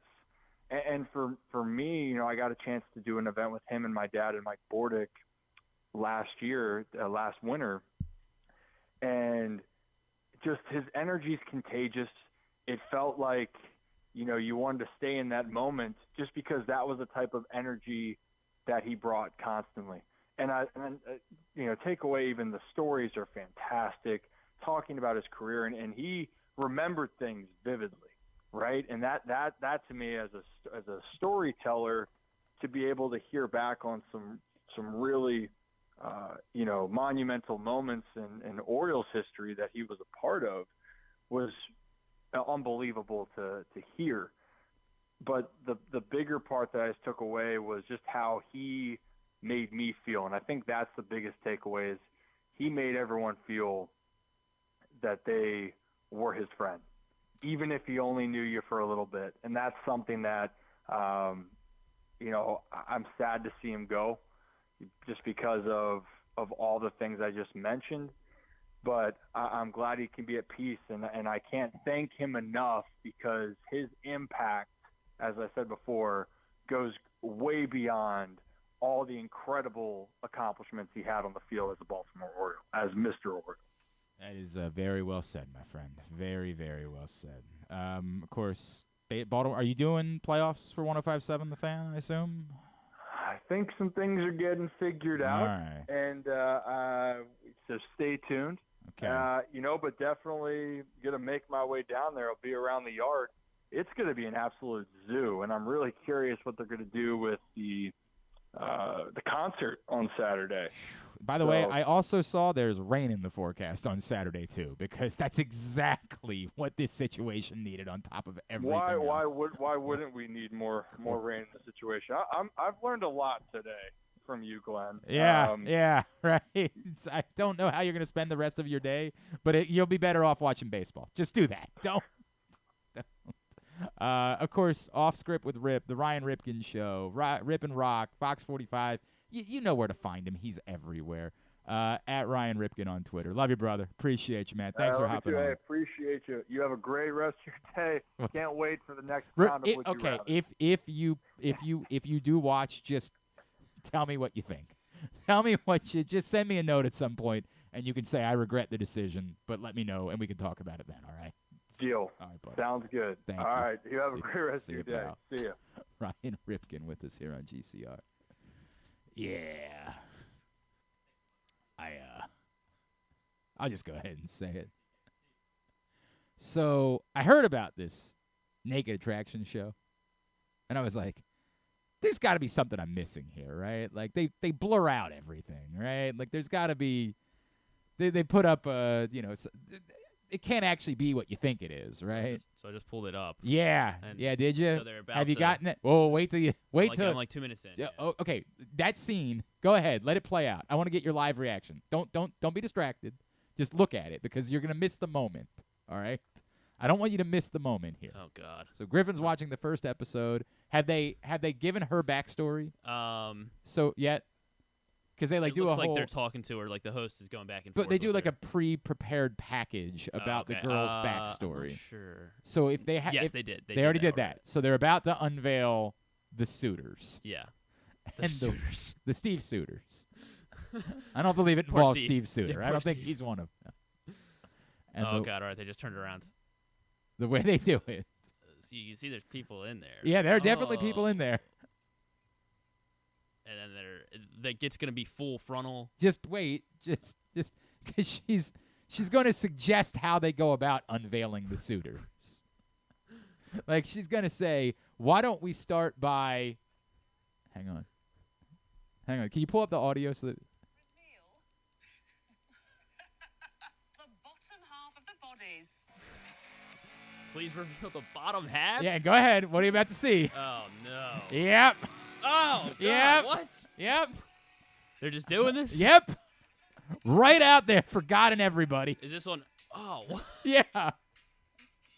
I got a lot of questions about how this. This is on what, like BBC or something? Or? I don't know where it airs in the UK, but somehow it ended up on Max, HBO Max, whatever you want to call it. I swear to God. I guess I got to delete my Max account and create a new one. And You just said they really just do that. Like there's just 6 penises right there. just right up on Correct. it, too. Like. That's what they're doing. And then it's actually amazing because they're judging them. Like the girl and the host walk over and are like, well, here's what I like about this and one. I like how she wanted to start with that. Correct. She was like, let's start with the bottom. Well, it's the first episode, Griffin. Yeah, you got to go right to it. You yeah. got to go. Yeah. You got to get people to stick around. And apparently that's There's the thing that's going to 6 get them seasons of to this. stick around. There's 6 seasons? I didn't know There's that. 6 seasons. They've been doing this. Yeah, they did a season last year. Oh, man. They had 8 episodes last year. There were 6 the first season. Should I watch the most recent episode? God, I don't know where it goes from here. I'm really not sure what the next level is, but yeah, that's Naked Attraction. Is it all? And everybody was dudes? talking Wait a about it. minute. No, because like the next, Yeah, the next I've episode. only watched, and I didn't watch the full episode. I like skipped through it to see what I was missing. Oh, sorry. So Wow. she picks a dude, and then he puts his clothes on, and then they go on a date. Like that's the concept. And then the next person is a bisexual person. So it's a mix of naked men and women that the next, I think it's another All right, I'm female done with this. I don't know that what is I was trying to choosing say. from. The I have to know factor Right. is very strong about this one. Yeah. And then you're like, people actually watch this. Like they sit down and they watch 6 this. seasons of this. What? By the way, once upon a time, this would have been X-rated content. This would have been like you cannot watch this. I don't even know that they could have put this on Skinamax like after midnight when I was a kid.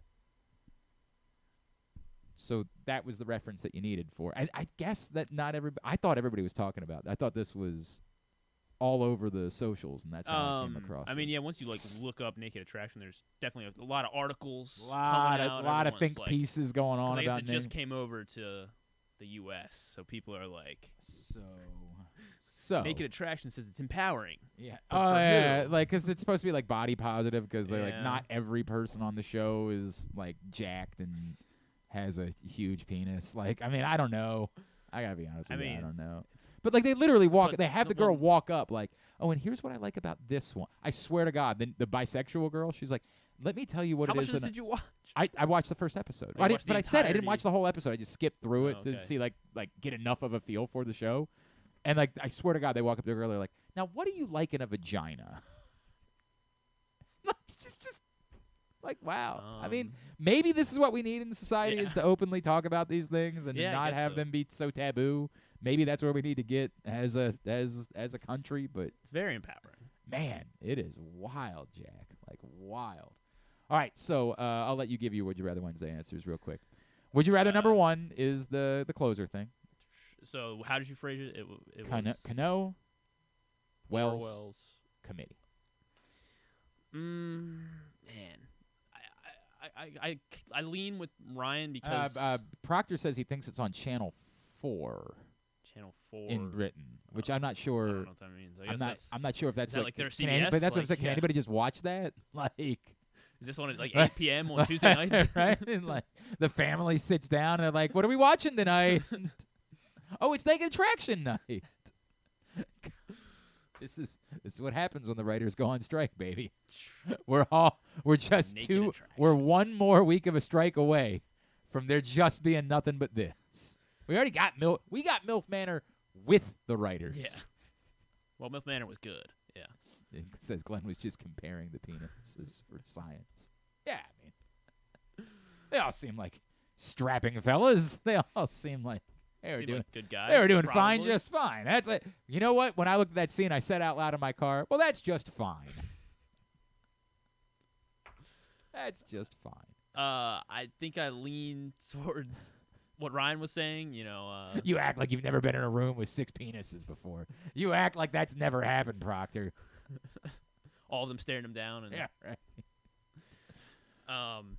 because I think it would be good to have that kind of flexibility, I guess, and that probably is the way they're going to go, just because it does seem like Hyder really likes to go matchup based, whether he wants to use Cologne, maybe it's Jacob Webb one night that ends up being the guy that is available, DL Hall one night, so Perez, like that is probably the most realistic option.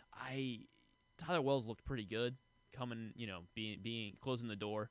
I liked what we saw from I guess the only save he got was the clincher, was the division. The only clincher. save, I think that was that at might least be this right. season, I guess. But I mean, he looked really good. He looked comfortable there with everyone. I guess it wasn't really a sellout Everybody crowd. thinks about the home runs. Yeah, that's a good point too. Cano lets up home run. I mean, they all let up home runs. Like, It's true. It's true. I guess just to be kind of different, I will go Tyler Wells. I think that would be that would be very interesting to see them come out and say Tyler Wells is the closer here down the stretch, and he is our ninth inning guy. Okay. When we have a lead, and I think he would be good at it too. I am leaning that way. Talking about, like you were saying, with Dean Kramer moving him to the bullpen, like three you batters can just for ramp Tyler up, Wells, right? You can just go. Yeah. I'm sort of at that place where I'm defaulting to Tyler Wells, but I get it. What I'm really in saying that, I feel like I'm actually saying committee because I'm saying Tyler Wells is the short leash, right? Like I'm not. Tyler Wells screws up in game 1. I don't think I can go back to him in game 2.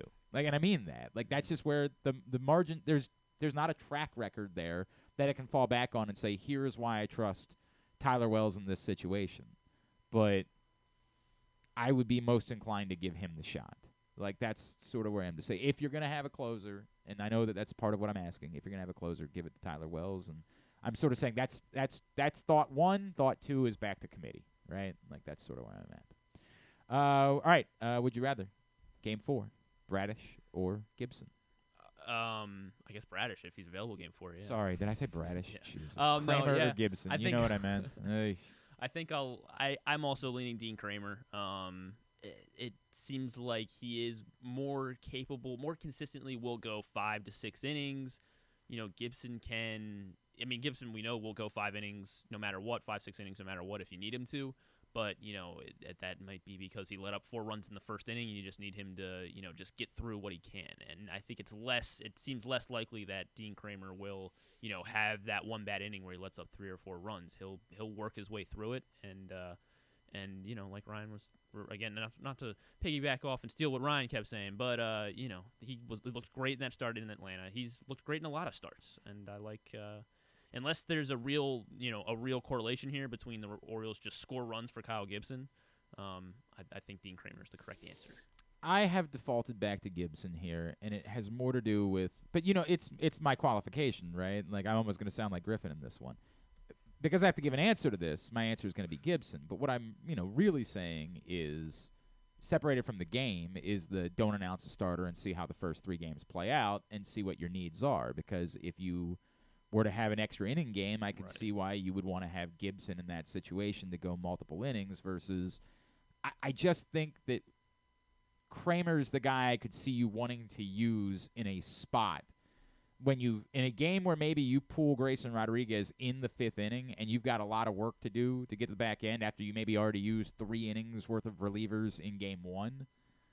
And now you got to get through 5, the better part of 5 innings worth of relievers. I could see there just being more value in saying, hey, in the 7th tonight, we're going to give Kramer that spot.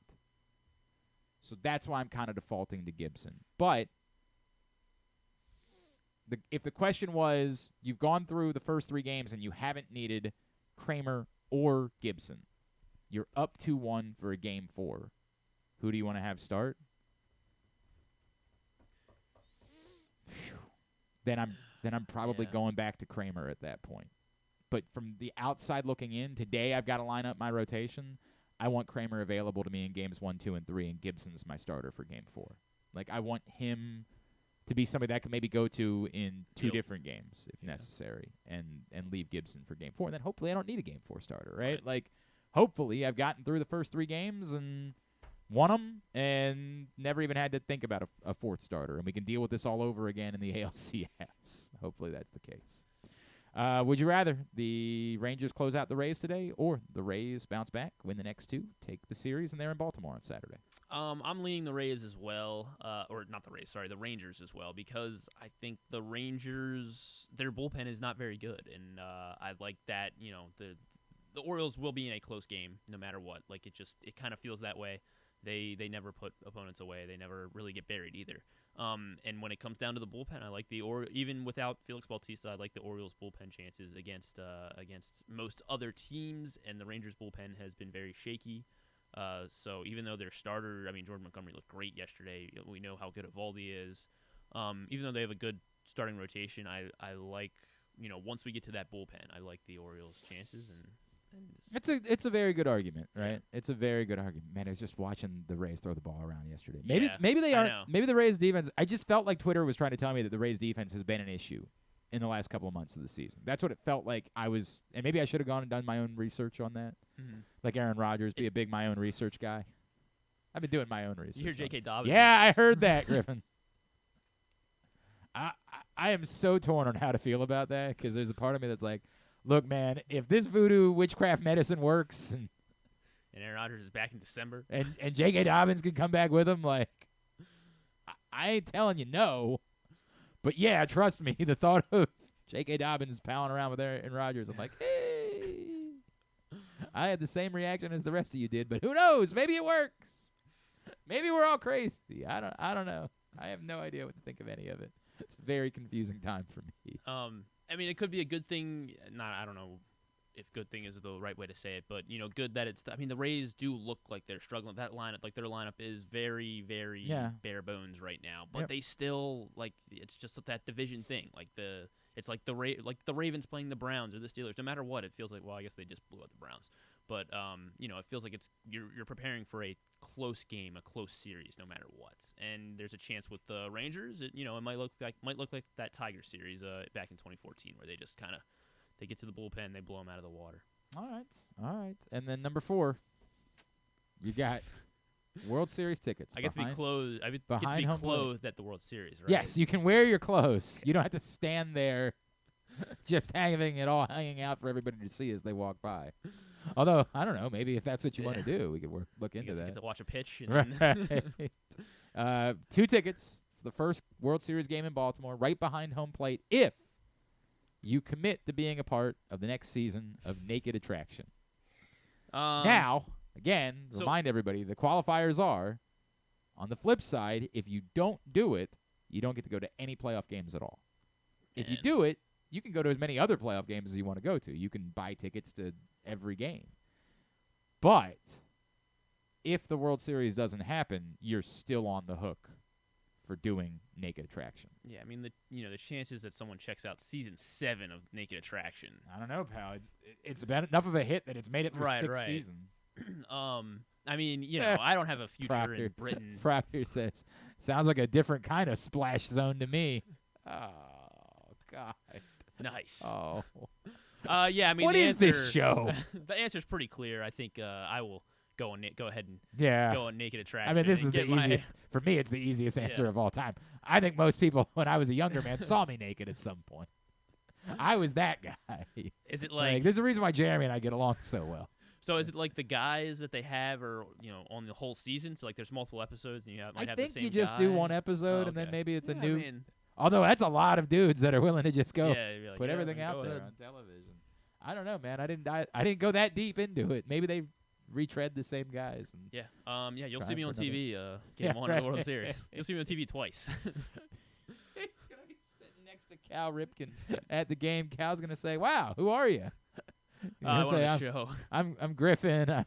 I'm part of Glenn Clark. Oh, well, how'd you get these tickets? Funny story. Ask your son about a TV show called Naked Attraction. All right. Get me your responses throughout the day at Glenn Clark Radio on Twitter, Facebook.com/Glenn Clark Radio. Somebody is going to pick up a T-shirt of their choice from our friends at Birdland Sports, and always birdlandsports.com to check out what they have. Hour number 2 of today's program is brought to you by Live Casino and Hotel. You want to tell everybody what's going on there? They got the second chance drawing going on right now, actually all football season long, at the FanDuel Sportsbook at Live Casino and Hotel Maryland. If luck wasn't on your side, well, you can turn those losses into winning opportunities with the second chance to win promotion. Between now and January 4th, 2024, all Live Casino and Hotel Maryland rewards members will be able to enter their losing bet slips into the second chance to win drum. And 2 nights a week, 20 different winners will be chosen. Prizes range from Live Casino and Hotel Maryland apparel, sports and social, ultimate happy hour prizes, cash and free play worth up to $500. Drawings will be held every Thursday and Monday. You do not want to miss this promotion. Again, all season long, all MLB playoffs. along at the FanDuel Sportsbook at Live Casino and Hotel Maryland. At Arundel Mills, must be 21. Please play responsibly. And if you need help, visit mdgamblinghelp.org or call 1-800-GAMBLER. When we come back in, we will take a listen to segment number 1 of the Tyus Bowser Show from last night. Then we'll get a tidbit and two to wrap it up. It's Glenn Clark Radio. Why bet with the big boys this football season? Instead, try your hand with the local book, Superbook Sports, this fall. Superbook Sports is the book next door. Just a dedicated team of the best odds makers in Las Vegas, making sure you get the best prices and parlays anywhere. And now, Superbook will give you a bonus of up to $250 when you sign up and wager on the same day and use the promo code GlennClark23, GLENNCLARK23. So bet with the best and use the promo code GlennClark23 this football season with Superbook Sports. Visit superbook.com for terms and conditions. Gambling problem? Call 1-800-GAMBLER.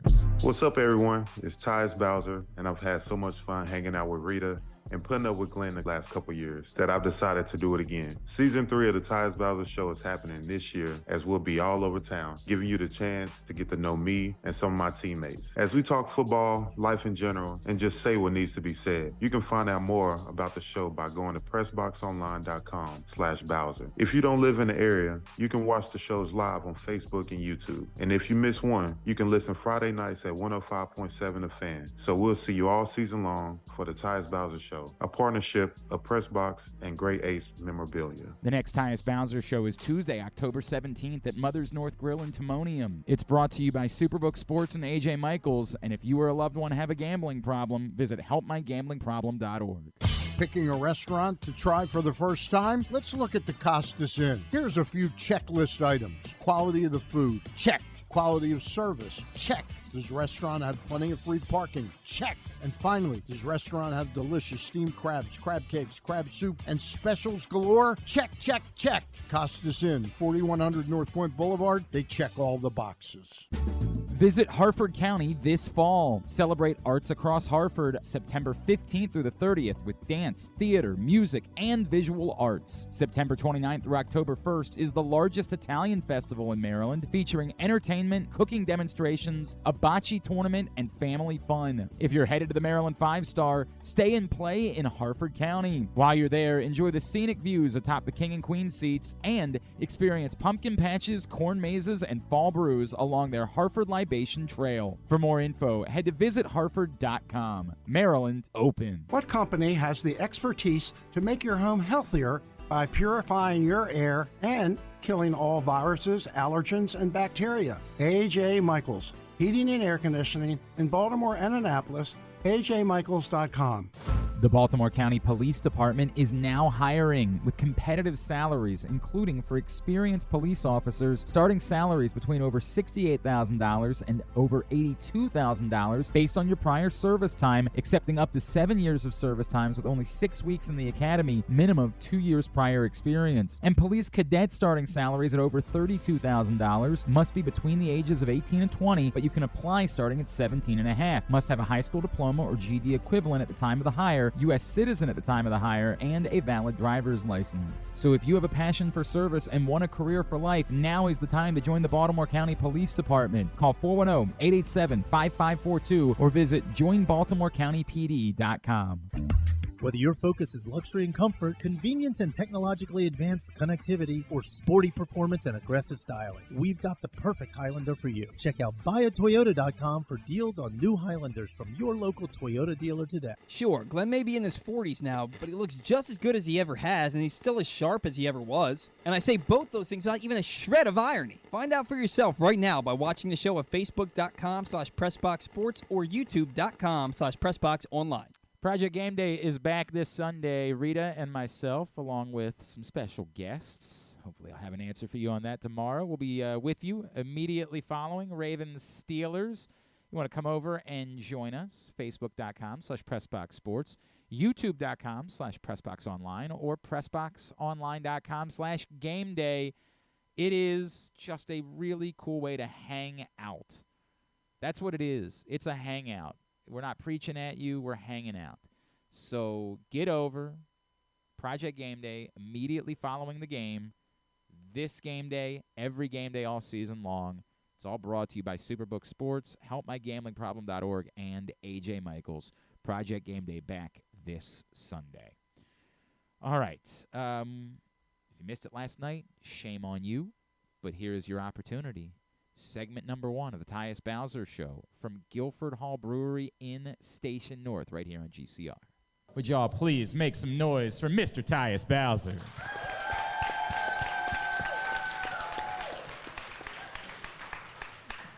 I am so glad you guys won on Sunday. I am so.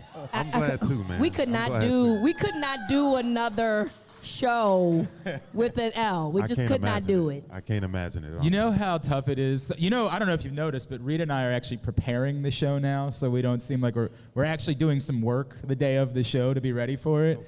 And the number of ways that I've got to go about pussyfooting around talking about losing a football game when you guys lose is a little unbearable, bro. So God bless y'all for winning that game on Sunday. The boys they took care of business, so I'm happy for them. No doubt about it. No doubt. All right, this week's show brought to you by our friends at Superbook. I think a lot of you might be thinking about maybe getting a ticket on the Orioles winning the World Series, perhaps, something that you're thinking about doing.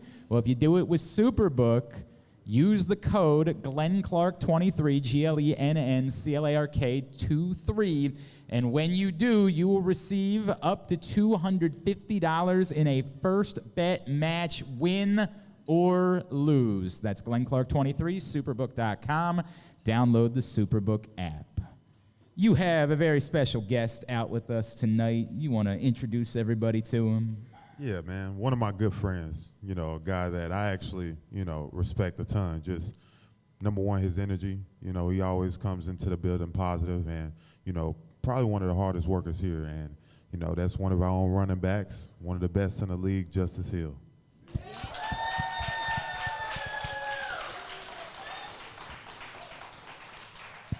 Appreciate that introduction, dog.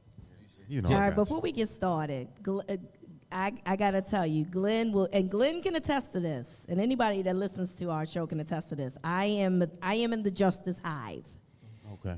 I'm in the Justice Hive. Yeah, I created something for you. I'm in the Justice Hive. I've been a proponent of you getting more conspiracy theorist-ish. Like she basically has a tinfoil hat on. Like it's Brian Windhorst. What's going on with Justice Hill? Like it's the whole. I'm always like Justice Hill needs to get more carries. So I am very. I'm proud of your coming up and you've being a prominent part of this offense. I just want you to know that. Thank you. Seems like it's been working. Yeah, right. I appreciate that. You essentially have to thank Rita. Justice, if I could have you hold the mic out like this, I know it's awkward, it's weird, but I appreciate it, man. All right, so let's just talk about it, right? I got to imagine it felt good. I know, Tyus, you're not out there with the guys, so it's a little bit different, but still, this is a division win on the road. This is 2-0 on the road in the division at this point, 3-1 to start the season. I feel like we could make some more noise about that too, right? Like I feel. And it kind of gets the taste out of the mouth of what happened the week before, right? Like I feel like there's a lot of good that came out of Sunday. No, it was a lot of good, man. I mean, these guys really came, first quarter, running the ball, taking care of business, defense was flying around. And it was great to see, from the TV, at Federal Hill. But they did a good job. We'll talk about that in a second. Yeah, we'll talk about that. But, I'm happy for these guys, man. It was just nice seeing them, go out there and make plays and, come out with a win, especially in Cleveland. Justice, what does it mean to be sitting at 3-1, 2 road wins already in the division? No, it feels amazing, man, because you put in a lot of work to get these wins. So each one, it really counts. And for us as an offense, we haven't even put it all together yet, and we still putting up points, still getting wins, and so we still just honing in our details, getting better every single day, and it's just exciting to see what the future really is going to hold. Even being 3-1 right now, even that one loss, it shouldn't even have happened. We agree. It's going to be exciting to see our progress here in the next couple of weeks. definitely should be 4-0, but that's a conversation for another day. Speaking of offense, you already mentioned the fact that you guys are still putting it together. So let's talk about that. Kind of started off a little slow and then got that turnover that led to some points. And in the second quarter, it felt like it started gelling pretty organically. What changed from in terms of how it became smooth sailing? It's just momentum shifts. Like, the game is about momentum shifts and keeping it when you have it, and when they get it, trying to stop it. And we got off to just a slow start, and then we finally got some momentum. B. Steve created that turnover for us, and that gave us the spark that we needed to get on the roll. And so, it's just momentum and keeping that thing. We got it. I couldn't help but notice it also kind of coincided with there being a little more of Justice Hill on the field, too. Couldn't help but notice that it seemed to work that way, right? Doing it against what had been labeled not just the best defense in football, but was starting to be talked about as one of the better defenses in recent NFL history. Yeah. I mean, there's got to be a little bit of swagger that comes with that, right? How's that defense look? No, it's looking good, man. I mean, I just feel like these guys have really honed into the culture, and they're all dialed in. I mean, I'm in meetings every day, and you just see these guys locked into the game plan. Mike does a great job at, setting us up for success. And for the most part, man, these guys come out here and play hard each and every day, during practice. And, just having great leaders, Roquan, a ton of other guys out there that's talking to them, motivating. And, you just see it come into play. You see it on Sundays how, things just work out well for us. And that's because we do it, first in the meeting room and then in practice. Tyus, that was a beautiful, phenomenal answer, but I actually meant that everybody was talking about the Browns defense. Oh, my bad. Yeah, I be confused for a second. I was like, I'm a little off. I thought he was talking about us, but hey. I mean, it was wonderful. That was a great answer, too. Hey, go ahead. Great answer. Wrong question. My fault. They definitely had some great players. Myles Garrett and JOK in the middle. They had some great players in a great scheme. And I just really thought that going into the game, they hadn't really been tested. They hadn't really seen an offense like ours with Lamar Jackson at quarterback and the weapons that we have. And so it just kind of shocked them and try to get them unkiltered, get them easy, have them make checks and all that stuff that they weren't used to seeing. And so, I'm always confident in our offense that we're going to go out there and run the ball, be able to establish ourselves on offense. And so it doesn't matter who the opponent is, especially since we go against the best defense every single day in practice, going out there for the games are pretty easy. So, number one defense, sure. No, I see it every day in practice. I see the number one defense. So Tyus, we talked a lot about over the years victory traditions. Justice, do you have any? After you win a game, is there something that you go do? Do you have anything that? No, I have no tradition besides just going home and chillaxing. All right. With the fam. That's not bad. That's not a bad way to celebrate a win. Of course, I know you got a little girl now, so that's not a bad way to get home, see her, spend some time with her. That's a good thing to do. Exactly. She keeps me busy. Tyus, you mentioned you had to watch from a TV in Federal Hill. I did. And I noticed that you had sent a picture of you being at church that morning, so I figured you weren't out there. What is it like for you to not be at a game? And do you watch it as, were you out with other people watching the game? Yeah, I was. And did they know who you were? Probably not.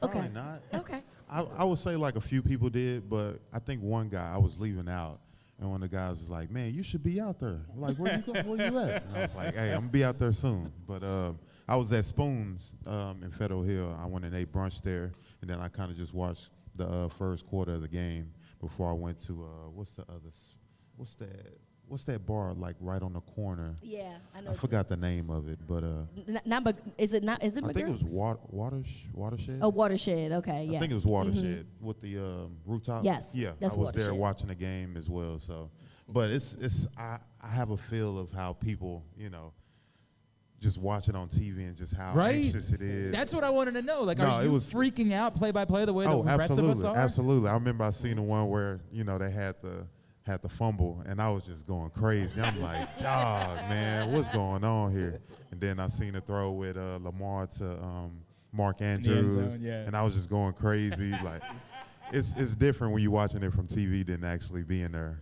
So God, I wish we would have known. I would have loved to have had a camera on you during the course. Now you sound like Rita. Like that's what Rita looks like when she watches the games. I feel for y'all now, man. I feel for y'all. Like for real. It's crazy. Gotten better. I've gotten better. See, now I understand you. Thank you. I understand you. You understand now. When you really care and you want to just see everybody doing good. Yeah. I mean, so I got to ask this, right? I mean, when you guys are injured and you are watching it differently, like you were out with the people watching it, right?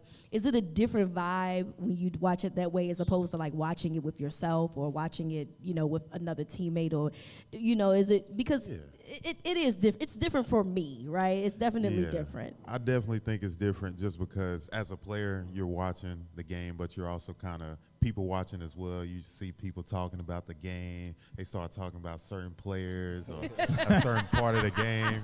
And I'm just you weren't like about to get in a fight with somebody. Oh, no. I'm just kind of keeping it cool. I'm just kind of like listening and stuff. And I'm just like, it's just really just a comedy act. But it's different, man. It's real different. It's like watching Twitter.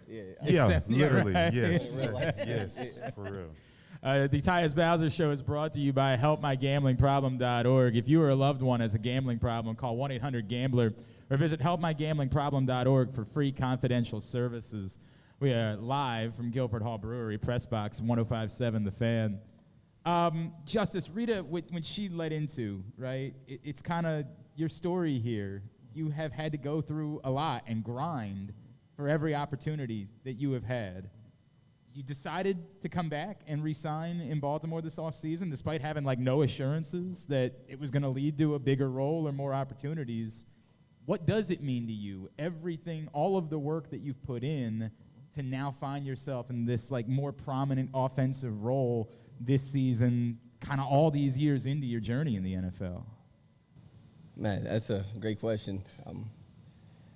Man, it's been a journey, and I'll just say I've been trusting the journey, and I think that kind of what just allows me to come into it every single day with a positive mindset, just a smile on my face, because I know opportunities going to come, and my first year didn't come, second year didn't come, and then you had some adversity, and everybody's journey is different, and I just kind of embraced that my journey was what it was, and it's going to be a challenging one, but we're going to go through it, and we're going to get out of it, and so that was my mindset going through it, especially the injuries and all these things, the Achilles, Tyus has had that too. It's a journey because it's not like you just get better the next week or the next month. It takes some time. And so, man, it's been a growing experience, helped me grow as a man and spiritually. And I wouldn't take it or ask for a different route at all. Did you ever deal with, like, doubt? Did you ever deal with, like, I just might be a special teams player for the rest of my life. I might never get that opportunity to show everybody what it is that I'm capable of. I mean, you definitely have all those thoughts at some point in time. And you either can listen to it and believe it, and that's who you are, or you kind of just say, you know what, that's what the situation is right now, but I'm going to get better and get to the point where I want to be. And so, yeah, man, it's been a journey, though. It's awesome to see, bro. Yes. It's awesome to see it. I really appreciate you saying that. I think it's important for people to understand that the journey is different. Everybody's story is different, and that everybody's outcome is different. And then sometimes you just got to, push a little bit harder, but you didn't stop. And I think that that's important to say. So I appreciate those words from you.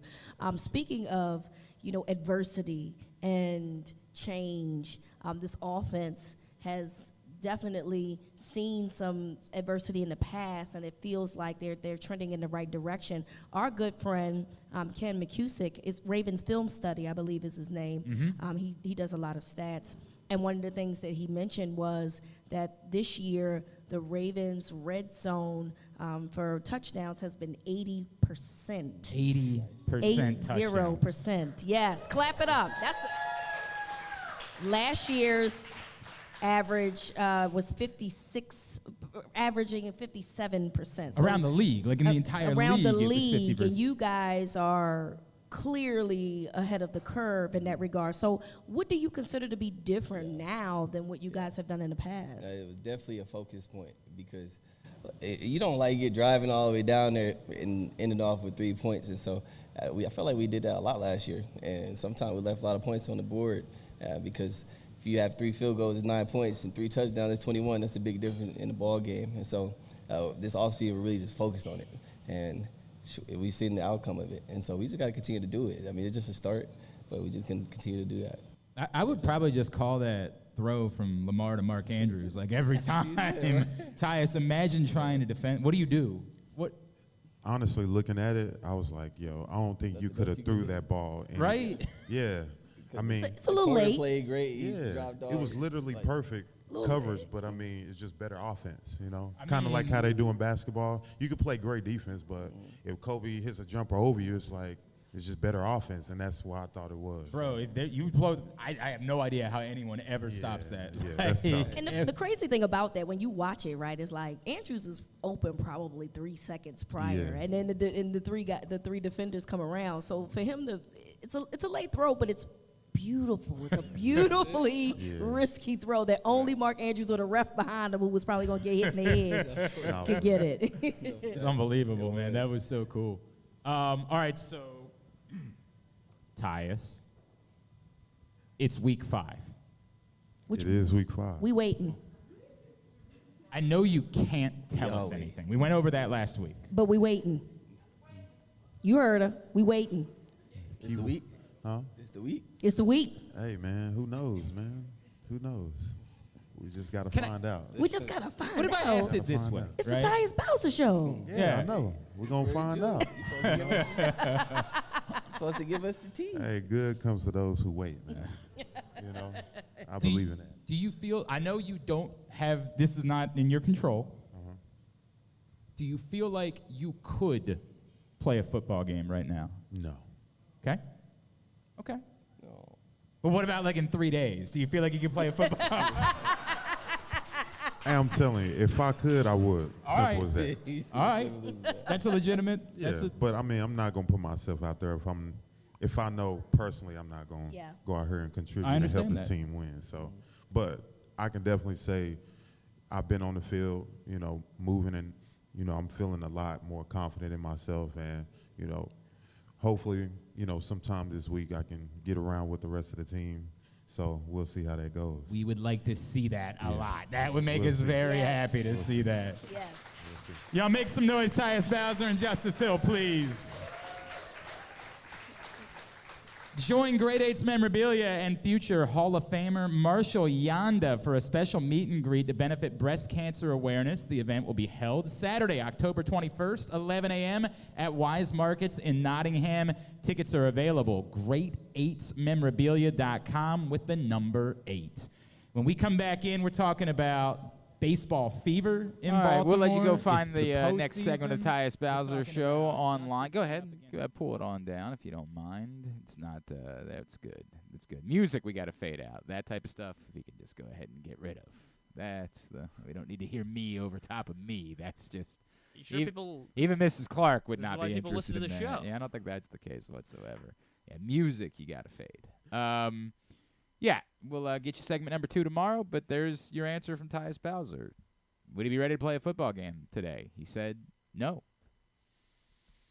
So that doesn't mean that things couldn't change, and I'm not going to read too much into that, but that was about as directive an answer as he could give us. So we will see how the next couple of days play out and when Tyus Bowser will be able to get back out on the field. Hopefully not too much longer. It'd be really nice for everybody involved if they could get him back out there. All right, we are winding down for a Would You Rather Wednesday edition of the program. If you haven't picked up the new print issue of Press Box yet, let's go get to that because there's only about a week and a half remaining in order for you to get this one. Lamar Jackson on the cover, great cover story from our own Bo Smolka about the contract era for Lamar Jackson. Go pick it up for free at your neighborhood Royal Farms and the hundreds of locations around town where you find Press Box. Read it all. PressBoxOnline.com. What? What do you... What? I just heard a noise that you were making over there. Oh, was I? Yes. Did I make It was a like, noise? Oh, really? yeah. Okay, sorry. I apologize then. It's the type of thing you don't really do when you're reading something on the internet that is interesting for some I mean, capacity. these tidbits are very interesting. Is that what it is? Well, it's very disappointing then because you made it seem like it was more interesting than that. Tidbit is brought to you today by your local Toyota dealer and buyatoyota.com. The Toyota Tacoma comes in a range of models and trim lines, so you can choose the perfect Tacoma to reflect your unique personality and driving habits. Check out buyatoyota.com for deals on new Tacomas from your local Toyota dealer today. Let's start with Royce Lewis. He is just the third player ever to homer in each of his first By the way, two. I should point out, just because we're talking about Tyus Bowser, I never mean to do this. It's just like I get a second to regroup, and then I'm like, oh, right. Jeff Zrebeck did report that Keaton Mitchell is expected to be activated to the practice window. That doesn't put him on the you get a 21-day practice window before you have to, before you have to make a decision about their roster spot. But Keaton Mitchell expected to return to practice today. Royce Lewis, just the third player all time to homer in each of his first two career playoff plate appearances. He joins in 2008. This player in his first two, he actually made some big plays yesterday. Still in the league, in his first two career playoff plate appearances, he hit home runs in 2008. Do you think you can name that guy? The other one I don't think you're going to get. 2008? 2008. His first two playoff plate appearances. Josh Hamilton? Not Josh Hamilton. 2008. Man. Was it a Philly? It was not a Philly. Was it a Ray? It was a Ray, yes. And he made some plays last night. You were doing Tyus' show. You might have missed. God, I don't even know who the option would be then. All right, hang on a second. That means it's got to be because he's a Diamondback. He is a Diamondback. And that means that the answer is... Who is the answer? Wait a second. Why am I blanking on this all of a sudden? That means that the answer is... Evan Longoria. Evan Longoria, yes. Yeah, I completely blanked on Evan Longoria being a Diamondback. Pretty nice defensive plays yesterday, Okay. which was crazy. I mean, because how old is he now? I don't know. Yeah, he's got to be. I mean, 2008 was his first playoff series. But yeah, he made like a double play, the line drive, diving, like 37. I don't know. What an old man. I mean, God, he's so old. Yeah, Probably got that old skin and old bones. And then in 1987, you're gonna make fun of me because I can't say his name, but Gary Gaetti. Is that name? I know Gary Gaetti. What Gary do you Gaetti? No, that's actually correct. Oh, that was right. You got it right. Good, Yeah. Good. Would you have been able to guess Gary Gaetti as no, the only other? No. Astros are the first team in baseball history to finish below 500 at home. They finished below 500 at home, but finished 20 games over 500 on the road. They were 39-42 at home this season. The Astros were 51-30 on the road. Yet the Orioles still won more road games than the Astros, even though the Astros are the first team to do this and be sub 500 at home, but 20 games over on the road. The Houston Astros. I mean, it's weird. Like, it's super weird. I don't know how to make sense of it. So the Dodgers are this is a weird. So they've gone 3 straight seasons now of 100+ wins, which doesn't happen very often. They would be the first team to post 100 wins in 4 consecutive. Okay, so in the American League, National League history, to post 100 wins in 4 consecutive non-shortened seasons. Because in 2019.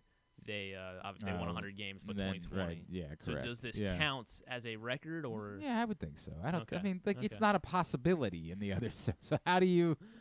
Well, yeah, it wasn't 4 consecutive seasons. Yeah, but it was 4 consecutive non-shortened seasons. Yes, but it's not out of. Yes, it counts. For the Milwaukee Brewers, Carlos Santana, during the regular season, he hit his 300th career home run. He's so smooth. Yeah, Carlos Santana. Yeah.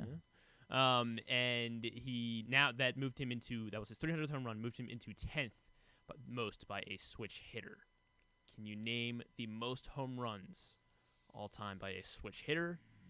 And we can go ahead and do, so all the guys with 300 or more. Yeah, I guess we should just do the top 8 here. Right. Yeah, let's do the 8. I know he's not on the top of the list, but Chipper Jones is I know he's on the list. He is and on the the only list. reason I'm thinking of that is because this morning I was reminded of a video that I made with my son a couple years ago where he was swinging from both sides of the plate, and I was like, he's basically Chipper Jones. Eddie Murray, right? He's 3rd on the list. Eddie Murray's 2nd on the list. Okay. Yes. Chipper Jones, 468 career home runs. Eddie Murray, 504. Asking to remember who's a switch hitter is really almost unfair. Like, it's really hard to remember who is a switch hitter and who wasn't.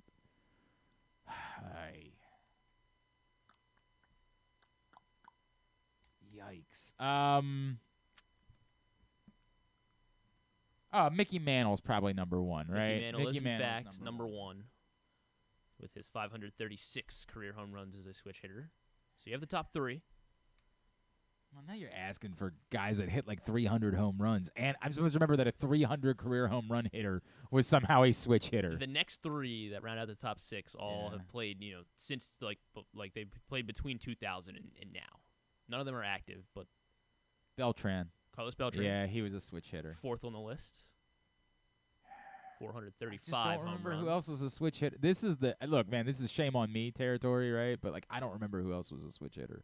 I don't. I'm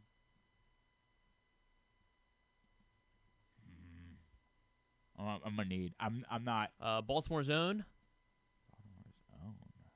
Al Kaline wasn't a switch hitter. Not Al Kaline. Oh, Mark Teixeira. Well, I mean, Teixeira. it's Severna Parks, not really Baltimore's. Okay, yeah. Maryland's own. Yeah. Okay. Fine. Mark Teixeira, 409 career home runs. Okay.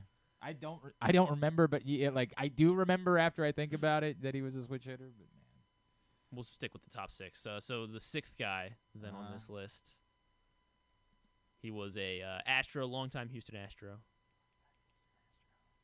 It's not 99 to 2010. Derek Bell? Not Derek. Derek. He was a little Bell. bit before that. Berkman. Lance Berkman, yes, 366 home runs. All-around swell guy too. Super nice guy. And then, so the next on this list, the next couple guys are a little tough. Chili Davis.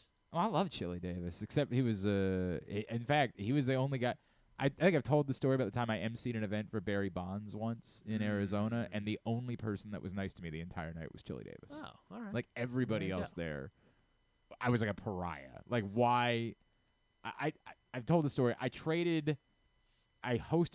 Barry Bonds was hosting a charity poker tournament, and I agreed to MC the event in exchange for an interview with Barry Bonds.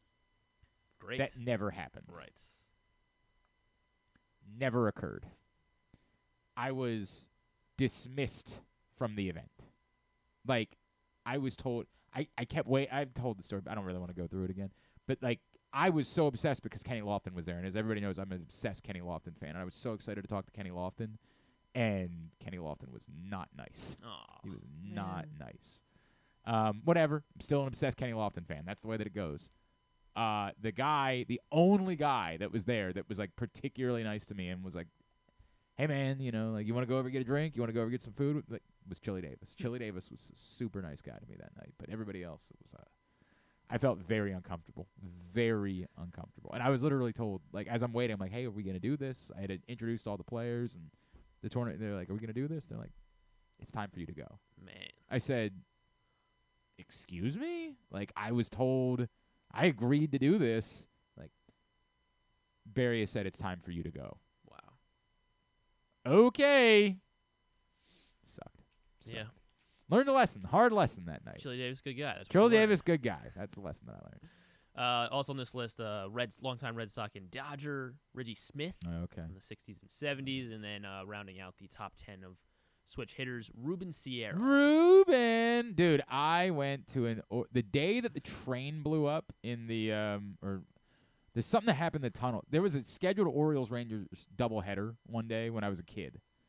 And something happened, a train derailment or something related to the tunnel or something like that, and they actually canceled the second game of the doubleheader. Jeez. The first game of the doubleheader, I went with my buddy Andy McNeely, and Ruben Sierra was playing right field, and we were sitting in the right field bleachers, and we wore out Ruben Sierra. I mean, we were all over him. Was he looking back at you? And he kept looking back. And finally, at one point, he came over, like, and because half of it was we just kept doing, Ruben! I don't even know why. I couldn't tell you where it came from. It might have been from a movie. I don't know. But finally, at one point, he turns around. And he was just like, yo, I can't with you guys. Or something like that. And I was like, oh, thanks, man. Appreciate you. It was cool. Ruben Sierra, one of the top power-hitting switch hitters. Damn, that, top yeah, 9, I'm not actually. good at remembering who was a switch hitter. Yeah, I really am not. That's one. a tough one. That's a tough one. All right, Tidbit was also brought to you today by 2. This one was brought to you by the Baltimore County Police Department. The Baltimore County Police Department is looking for you.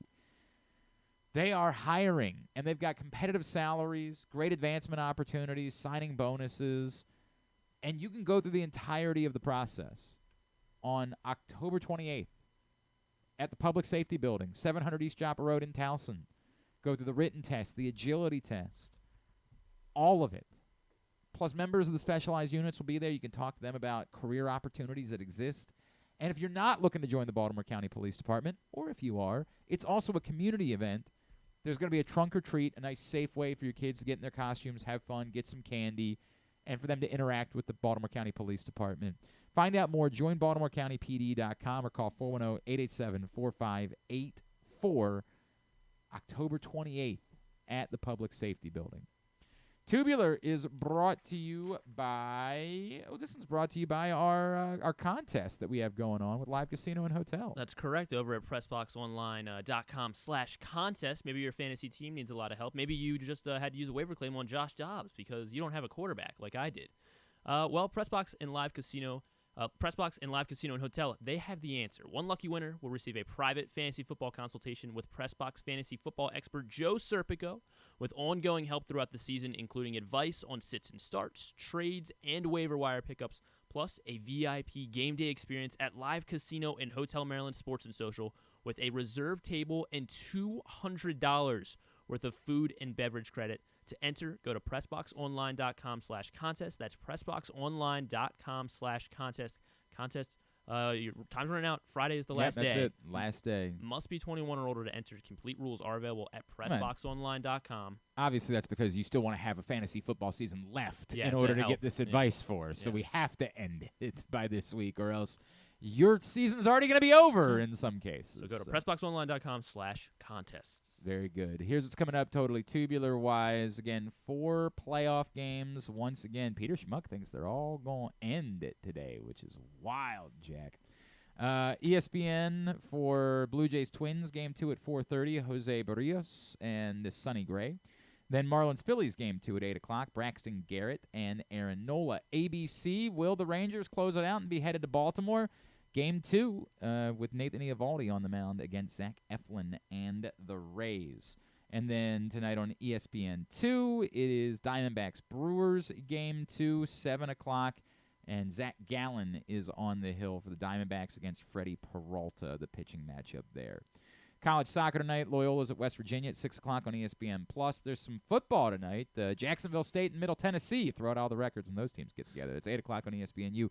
Florida International and New Mexico State. Fun Belt at 9 o'clock on CBS Sports Network.